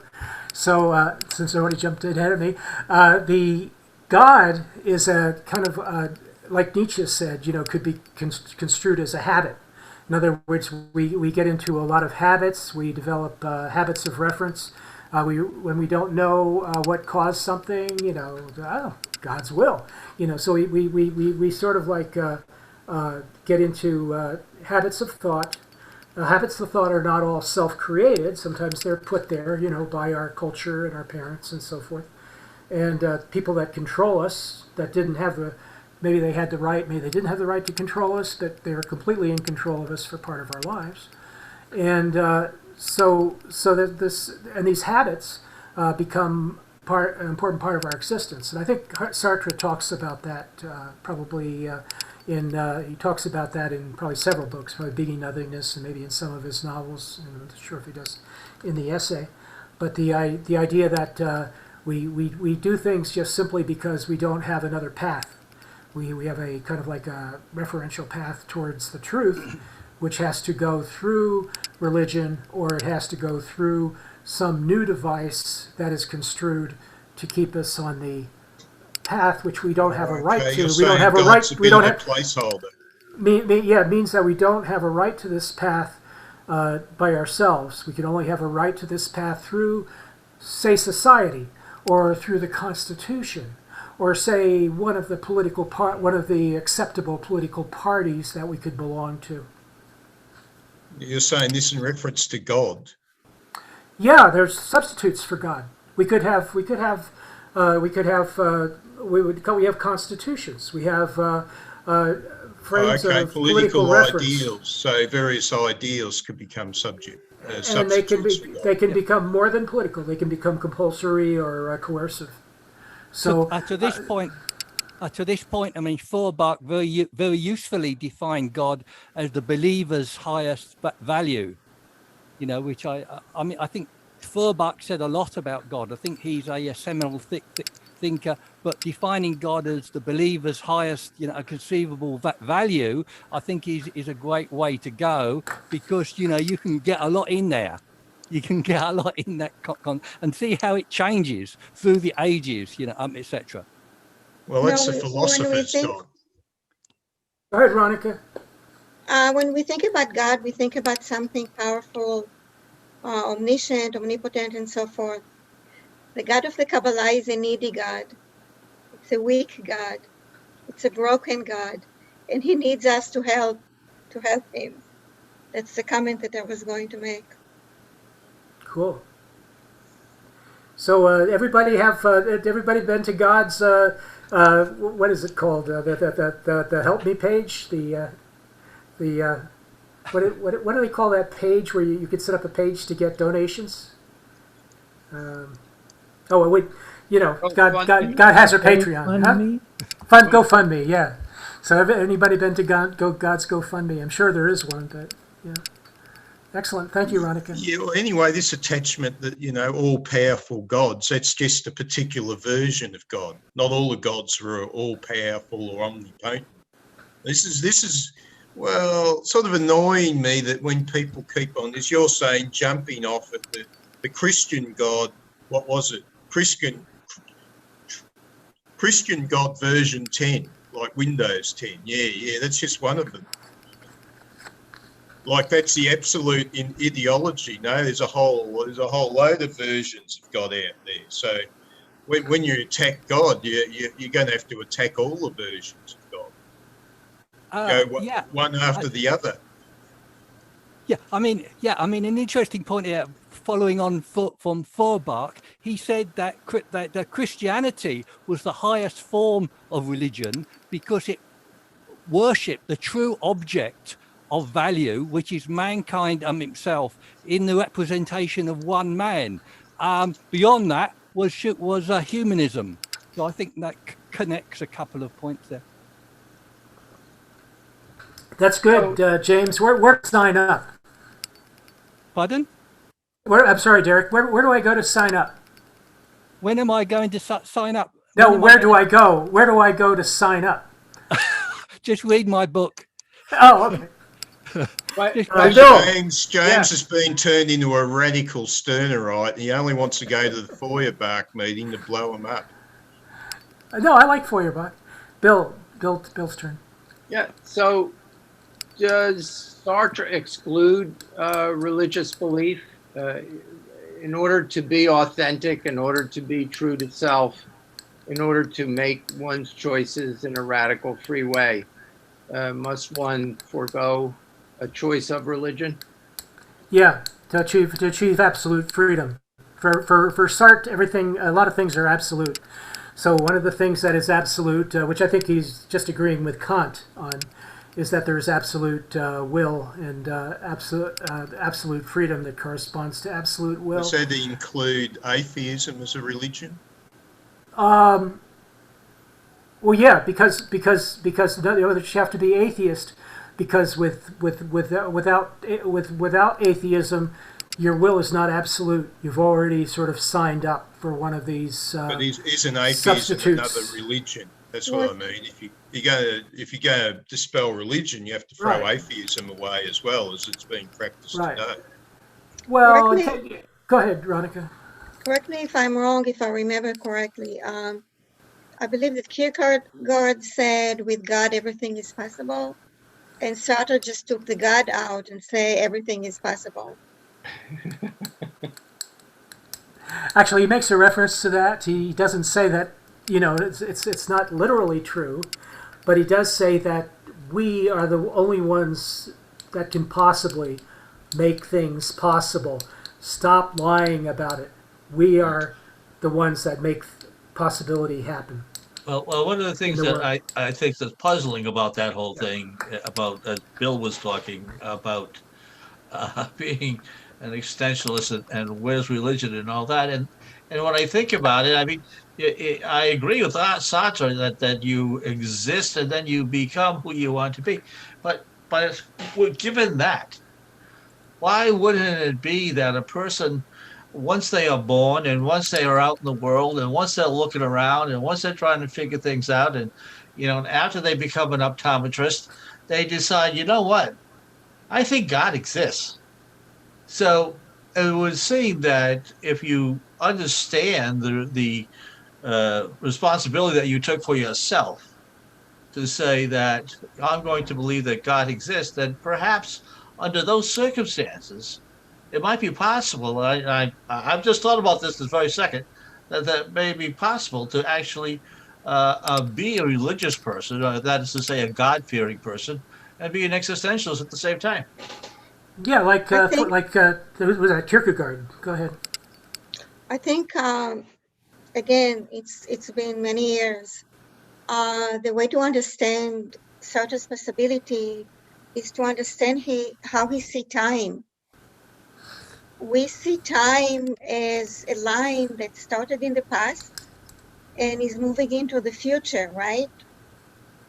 He saw it the opposite. He saw it as a line that's starting in the future and moving into the past, because the future didn't happen yet. So this is where it starts. Then it becomes the present. Then it's gone. It becomes the past. So it's moving from the future to the past. So I actually had a graph of this at one point. Well, I'm glad to hear that, because I had filet mignon for lunch. And we're moving to the past. So I can go get that filet mignon again. Right. And he makes a point about it. That time doesn't move from the past to the future, but from the future to the past. And the reason this is important is because when it comes to make choices, because the future didn't happen yet, you have the option, you have the opportunity to make any choice you want. Well, yes, once it becomes a past, there are no choices anymore. It's gone. You can't change it.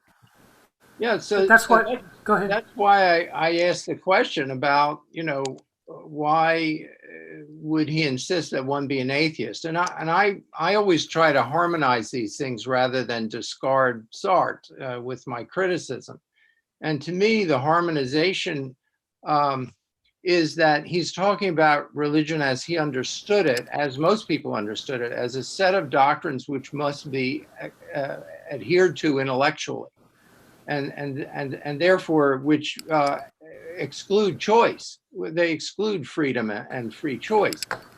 But I don't know that he would necessarily, and of course I don't know enough about him, and that's why I asked the question.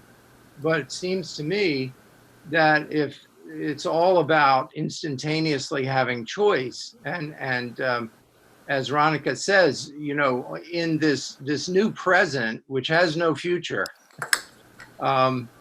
like a music note in La Nozé, he goes into a cafe and he hears music and he says, I just heard a music note. And it came into existence and it went out of existence instantaneously, not in time. Or, you know, one might maybe understand that as coming in and out of existence in the present, but there's no future to it. You know, I don't see why one cannot make a free choice to reach, you know, a transcendent that is not the self. Yeah. You know, Yeah. he talks about transcendence of self, and I get that. But why cannot one choose something other than self? And I guess that's so his argument is just that self is determinative. So in other words, if we are determinative, man is determinative. If man is not determinative, that would be something like God becomes determinative, the idea of God. So if something else other than man is determinative, then we lose absolute freedom. We no longer have absolute freedom. We have something else, maybe liberalism or something. We don't have a philosophy of absolute freedom. There's if you want to put something together, phenomenal. He might tell you if he was your best friend, and you weren't, you know, at arms with each other. He would say, you know, write up your phenomenology, and you know, and your and make me some dialectical argumentation for the point you're trying to make, like, which is the way he probably would speak to Levinas. I don't know if they talk to each other, but the idea that you would actually you could have he was somebody that you could argue with. I got the impression from the Time magazine article I read about him when I was a kid, is that he liked to argue 24/7. He would be in these cafes arguing all the time, you know, and with novelists and stuff like that. So the idea is that he's going to he's saying that man is determinative, that thought is determinative, that choice is determinative. Yeah, if you got something else that's determinative, bring it on. Because I don't know what it is. I can say what it is, and I think it's God. But when you say determinative, I'm not sure exactly determinative of what. Is it determinative of the full scope of understanding? Is it determinative of the full scope of being? All the understanding we know, subjective. All the being that we control, subjective. And the determinative of life. In other words, what we see in the world is ultimately determinative for us. And if we see it as determined by another being, that impinges on our absolute freedom, and we need to take a step back, maybe 2 steps back, maybe get some bigger guns, you know, like in the French Resistance kind of idea. Or change our thinking. That's what he's saying. And everybody, and in France, just about everyone is a Christian. Remember, so I mean, there are also communists too. There are Marxists and Christians. So it's like a real potpourri of ideas, and it's exciting. It's a wonderful place to live. Go ahead, Stephen. I've got a problem with the way we deal with God, in that, like a lot of things, it's a question. And we don't know if we've really got the question right. Right. Heavens forbid that we start to think we've got the answers. And I get a lot of characters who don't. Well, we're picking up on questions. We're dealing with a lot of questions. We don't know how well we're dealing with the questions. But then there's heaps of people who think, this is why I criticise idealists, who think they can jump so easily to the answers. Right. Well, but there are some answers. I mean, we know that Superman does not exist. We know there's not fairies. You know, some We answers actually are don't there. know that. We assume that. No, You've got I that know. wrong. You are dead I wrong. know. I know. If other people don't, that's their problem, I think. I know Superman does not exist because I know the history of Superman, the background, where he come from, the sociological function, the history, the psychological function. And I can No, say Derek, the you're wrong. Philosophically, you are And- wrong. We Derek, I you can just assume say did the not. same- Superman doesn't exist. And I can You're say the just- same thing about God. Okay. That's the argument from Superman. I'd like to offer a thought by Bertrand Russell when asked whether or not he was a Christian. And he said that I am not a Christian because I do not believe in the divinity of Jesus Christ. And I think that's the difference between when we talk about being a Christian or being a communist or being a liberal or being a progressive or being a humanist. God is not part of that image. Okay. But you can be a good Christian, for instance, and follow the different recommendations and behaviors that are supposed to be what people do when they believe that they're a Christian. But if you do, it is not because you're worried about the pain of hell, or nor do you seek a reward in heaven. You do it because you think it's the right thing to do. So I think that's important to know that when you remove God out of that, that's what changes. For instance, people who are that some people say, oh, some people think that communism as their religion. Well, it can be your religion because you believe in it, but you're not going to go to heaven or hell based on your behaviors with respect to that philosophy.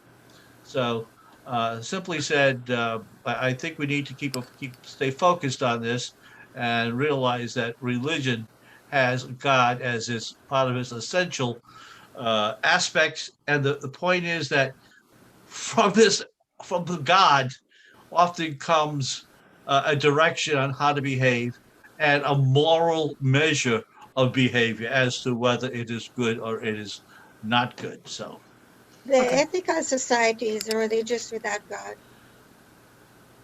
huh? It's The Say that again? the ethical society is a religion without God. Okay.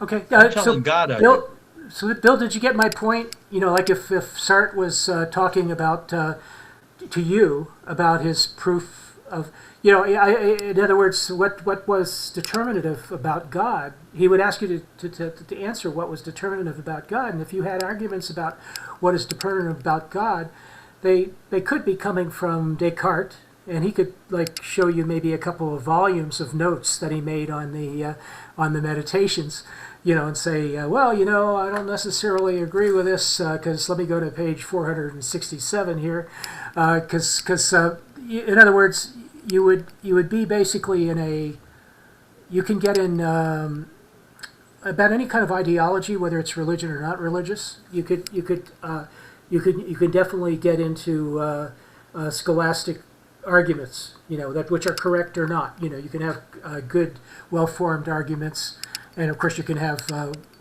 what Stephen would say is sophism. You know, you could just have the arguments that are pre-made and pre-measured, and you know, kind of always delivered at the right moment and so forth. Yeah. But your argument's a very good one. But did you get my point? Yeah, I think I did, and I think it would be interesting to try to really utilize his his basic insight and to find, really to almost ask as a scientific question it within his basic insight, that be existence before essence, and the idea of becoming, and the idea that the past is where that nothingness is in the heart of being, and so forth, and then ask if anywhere in that conception could there be religion.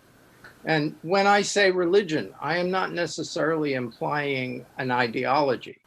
You mentioned ideology, and I think that is his I think that is the main objection to any kind of spirituality or religion, is the notion that it comes freighted with a lot of doctrine and preconceived ideas, the a priori that you mentioned earlier.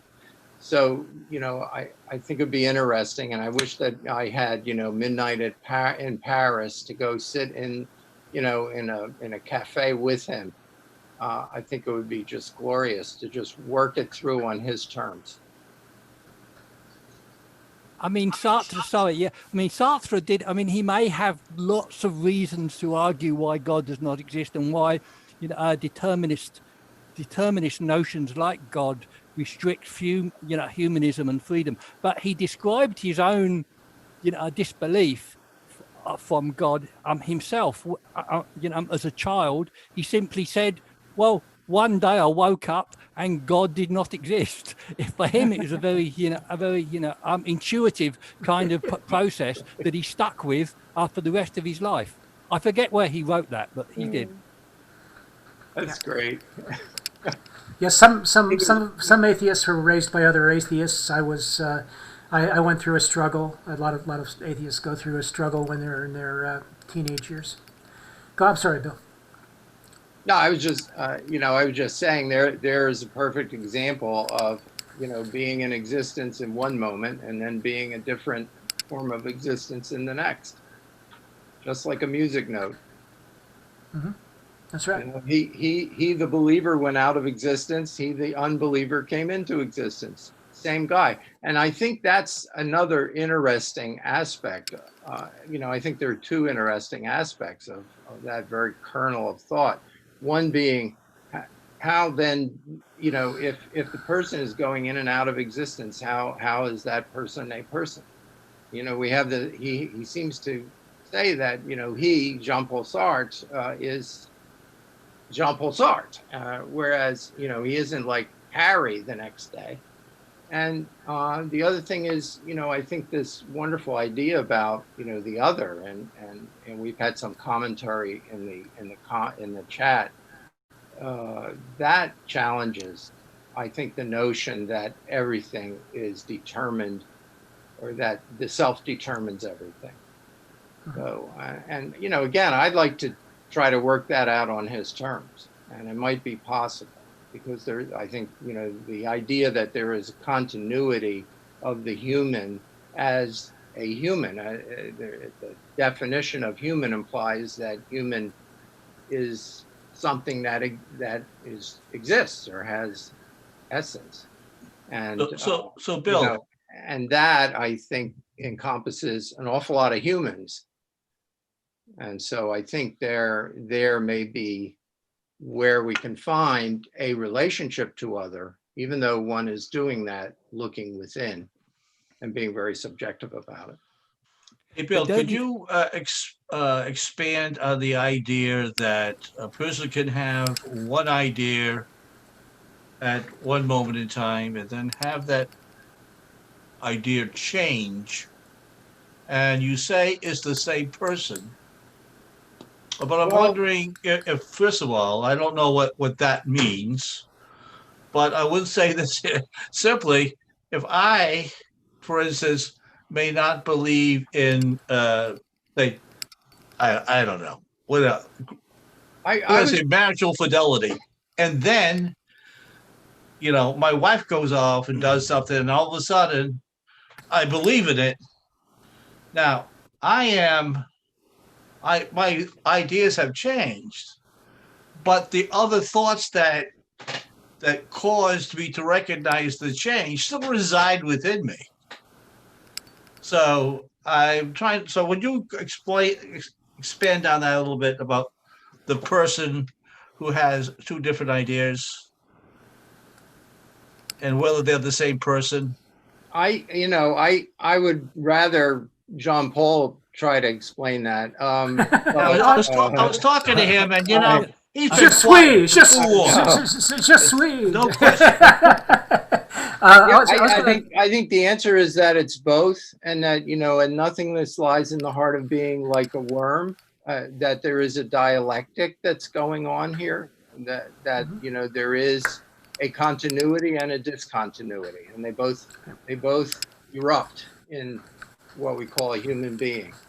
That's perfect. Yeah, that's good. That's part of Sartre's philosophy. He doesn't talk about everything in this essay. This is just like answers to communists and answers to Christians mostly, but and it's got some nice touches here and there. But this idea of changing, Sartre says we have a configuration. So a configuration is just a configuration. It can include changeability.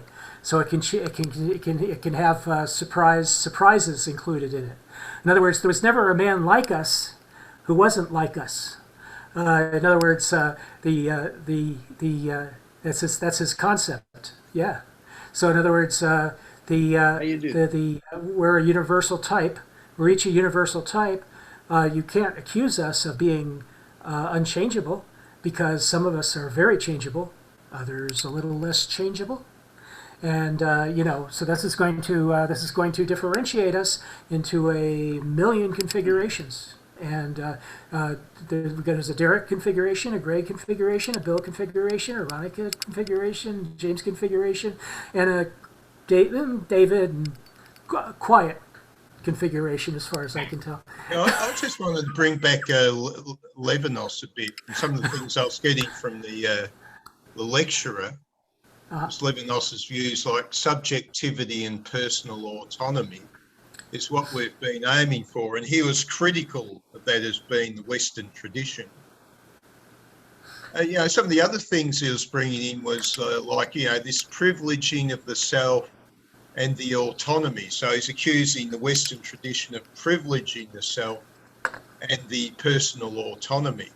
And then there was references to stuff like, Nazism or fascism was a kind of bizarre group or collective of libertarianism. So he's saying, well, the fascists are bizarre in that they're pursuing the individual autonomy, but they've decided to gang up as a group and then go on to annihilate everything they think might interrupt them. So, the great threat there is whatever's going to interrupt us. Of course, we're bringing in Stirner here. Stirner was the one that Marx criticised for creating the collective of egotists to defend themselves. And this guy, I don't know if he's read Stirner, but he's paraphrased him.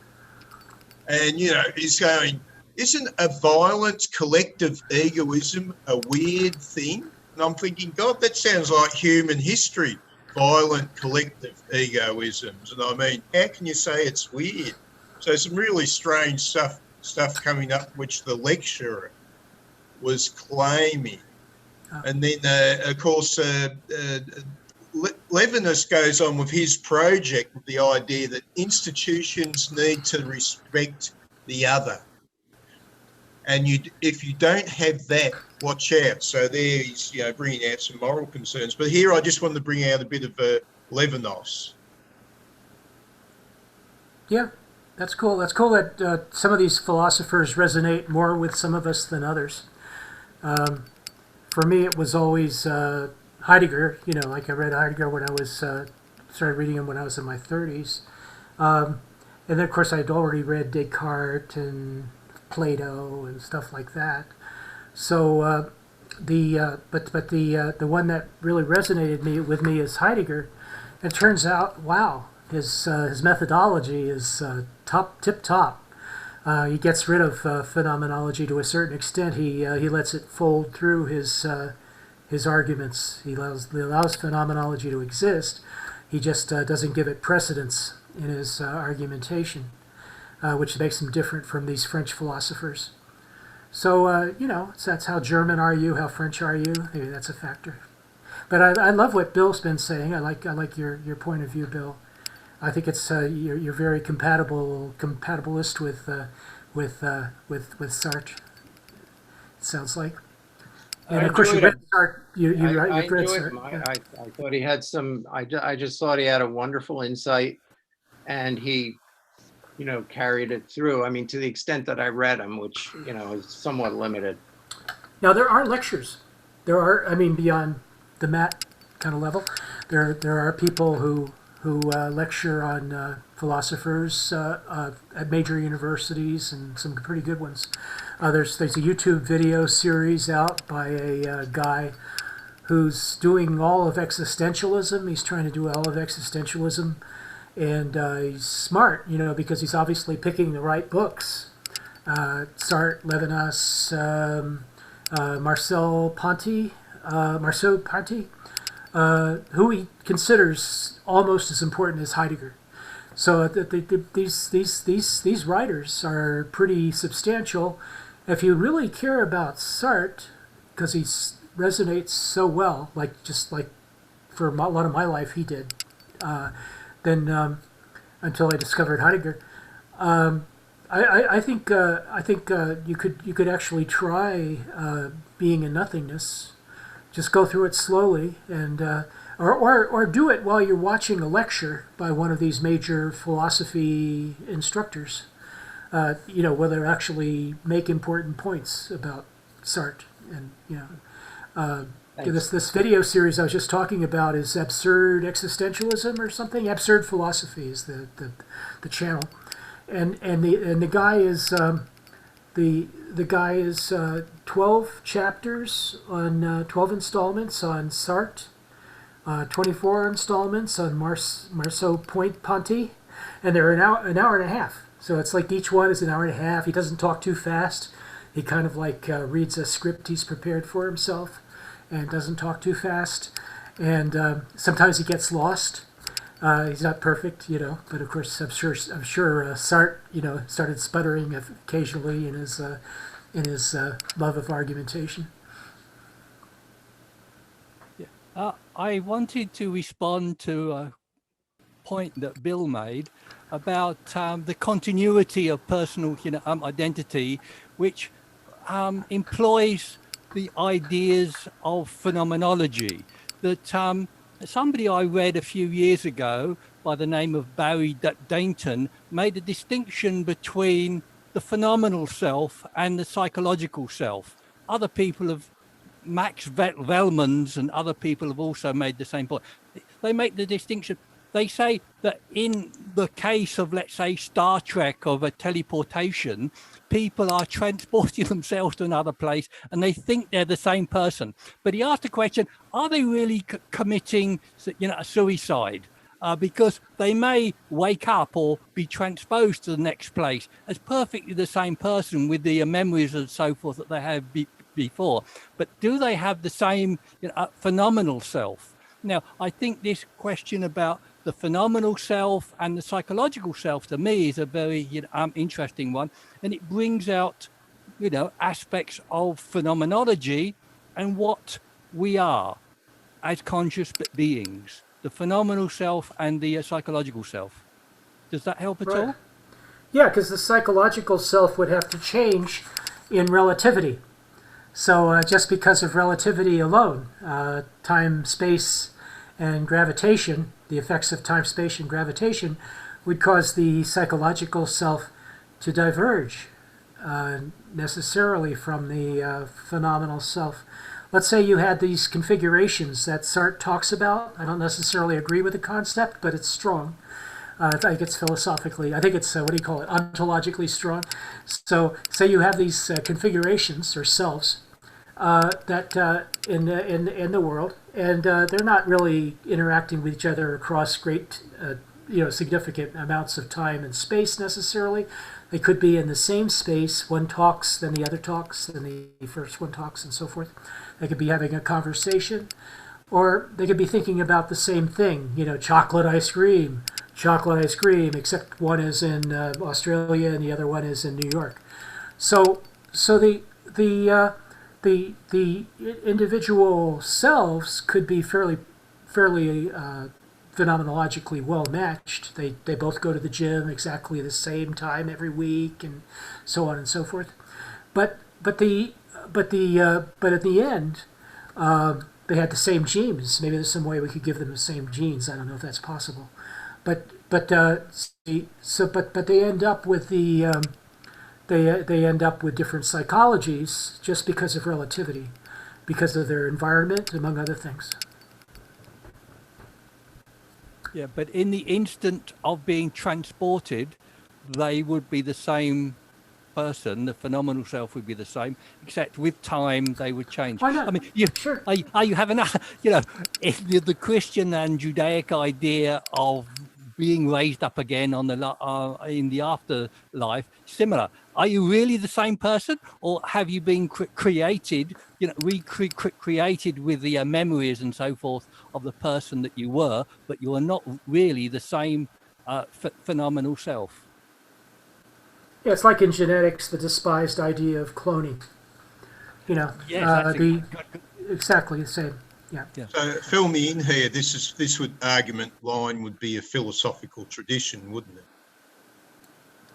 The idea of your phenomenal self, perhaps not being the same. We have this naive prejudice. I'm the same guy as 10 years ago. Well, that's a naive view, but there must be a philosophical discipline that deals with that argument. Yes, I mean, It's these the people. same one as stepping in the same river twice or something like that, Yeah, I mean, these people I quoted, Barry Dainton and Max Velmans. I mean, these people who are arguing this point, and I think it's an interesting point because it does take us into new, philosophical grounds. Because how have we defined the individual, previously? By being one person, by being in one place and time, by having certain thoughts, the memories that we have, by being in the same brain. Okay, give me those names again. I'll write them down. Barry Dainton, Barry, and Dainton, he's Dainton. I think he's a phenomenal. You mean the American Denton? The Denton, does consciousness? He's one guy, Boy Denton. Yeah, Barry Dainton. If you hear and the other one, Barry Dainton and Dainton, Max Velmans, Max MAX Velmans. Okay. Velmans, right? Okay. Velmans. Okay, another guy also has the same concept, but he doesn't develop it very much, and his name is Dworkin. Is it Dworkin or Dworkin? Dworkin. Richard Dworkin. Yeah, we know him. He's pretty well known. Yeah. So he uses the same concept, but in just a paragraph. He was the one that wrote The Selfish Gene. No, you're talking about Richard Dawkins. That's Richard Dawkins. Richard Dawkins, not Dworkin. Dworkin. Dworkin, yeah. Is it Richard or Ronald? Anyway, his name is definitely Dworkin, and he just uses. How do you spell that? DWORKIN.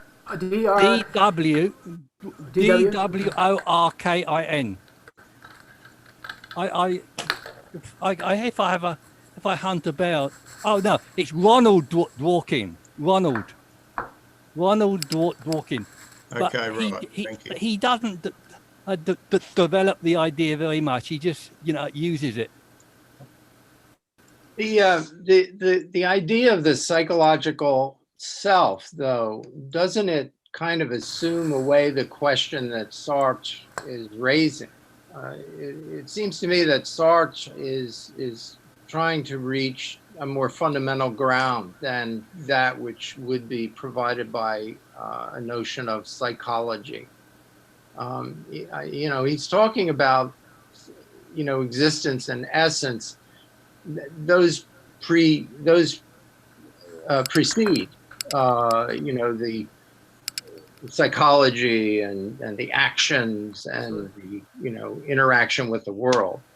So I don't know that would answer Sartre's question. No, exactly. The question of giving psychology priority over philosophy is really, really difficult. Like if you there's a lot of people that, like Derek is talking about, that are in especially Americans. They do a lot of it, but they believe in philosophy. They call themselves philosophers, but in their philosophy they give priority to psychology. So I think that's my opinion of them. I don't think they're necessarily wrong, I think they deduce too much. They don't have enough evidence for what they talk about. And it's not a real school of psychology, and it's not a real school of philosophy. It's psychological philosophy or something like that. It's like it's not a. It's kind of. We could even call it science fiction from the point of view that Derek was talking about. What do you say, Derek?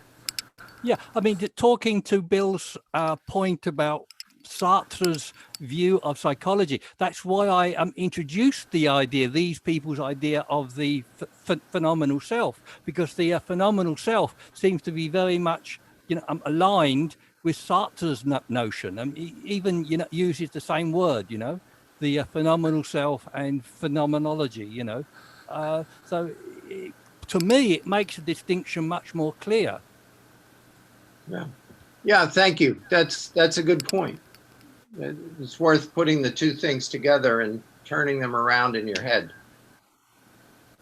And also, I think, to me, I mean, it's part of the development of the understanding of mind, perhaps as a modal, as a modality.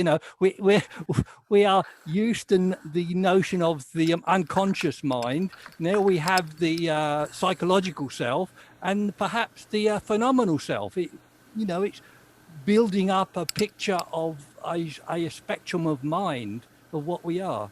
I think.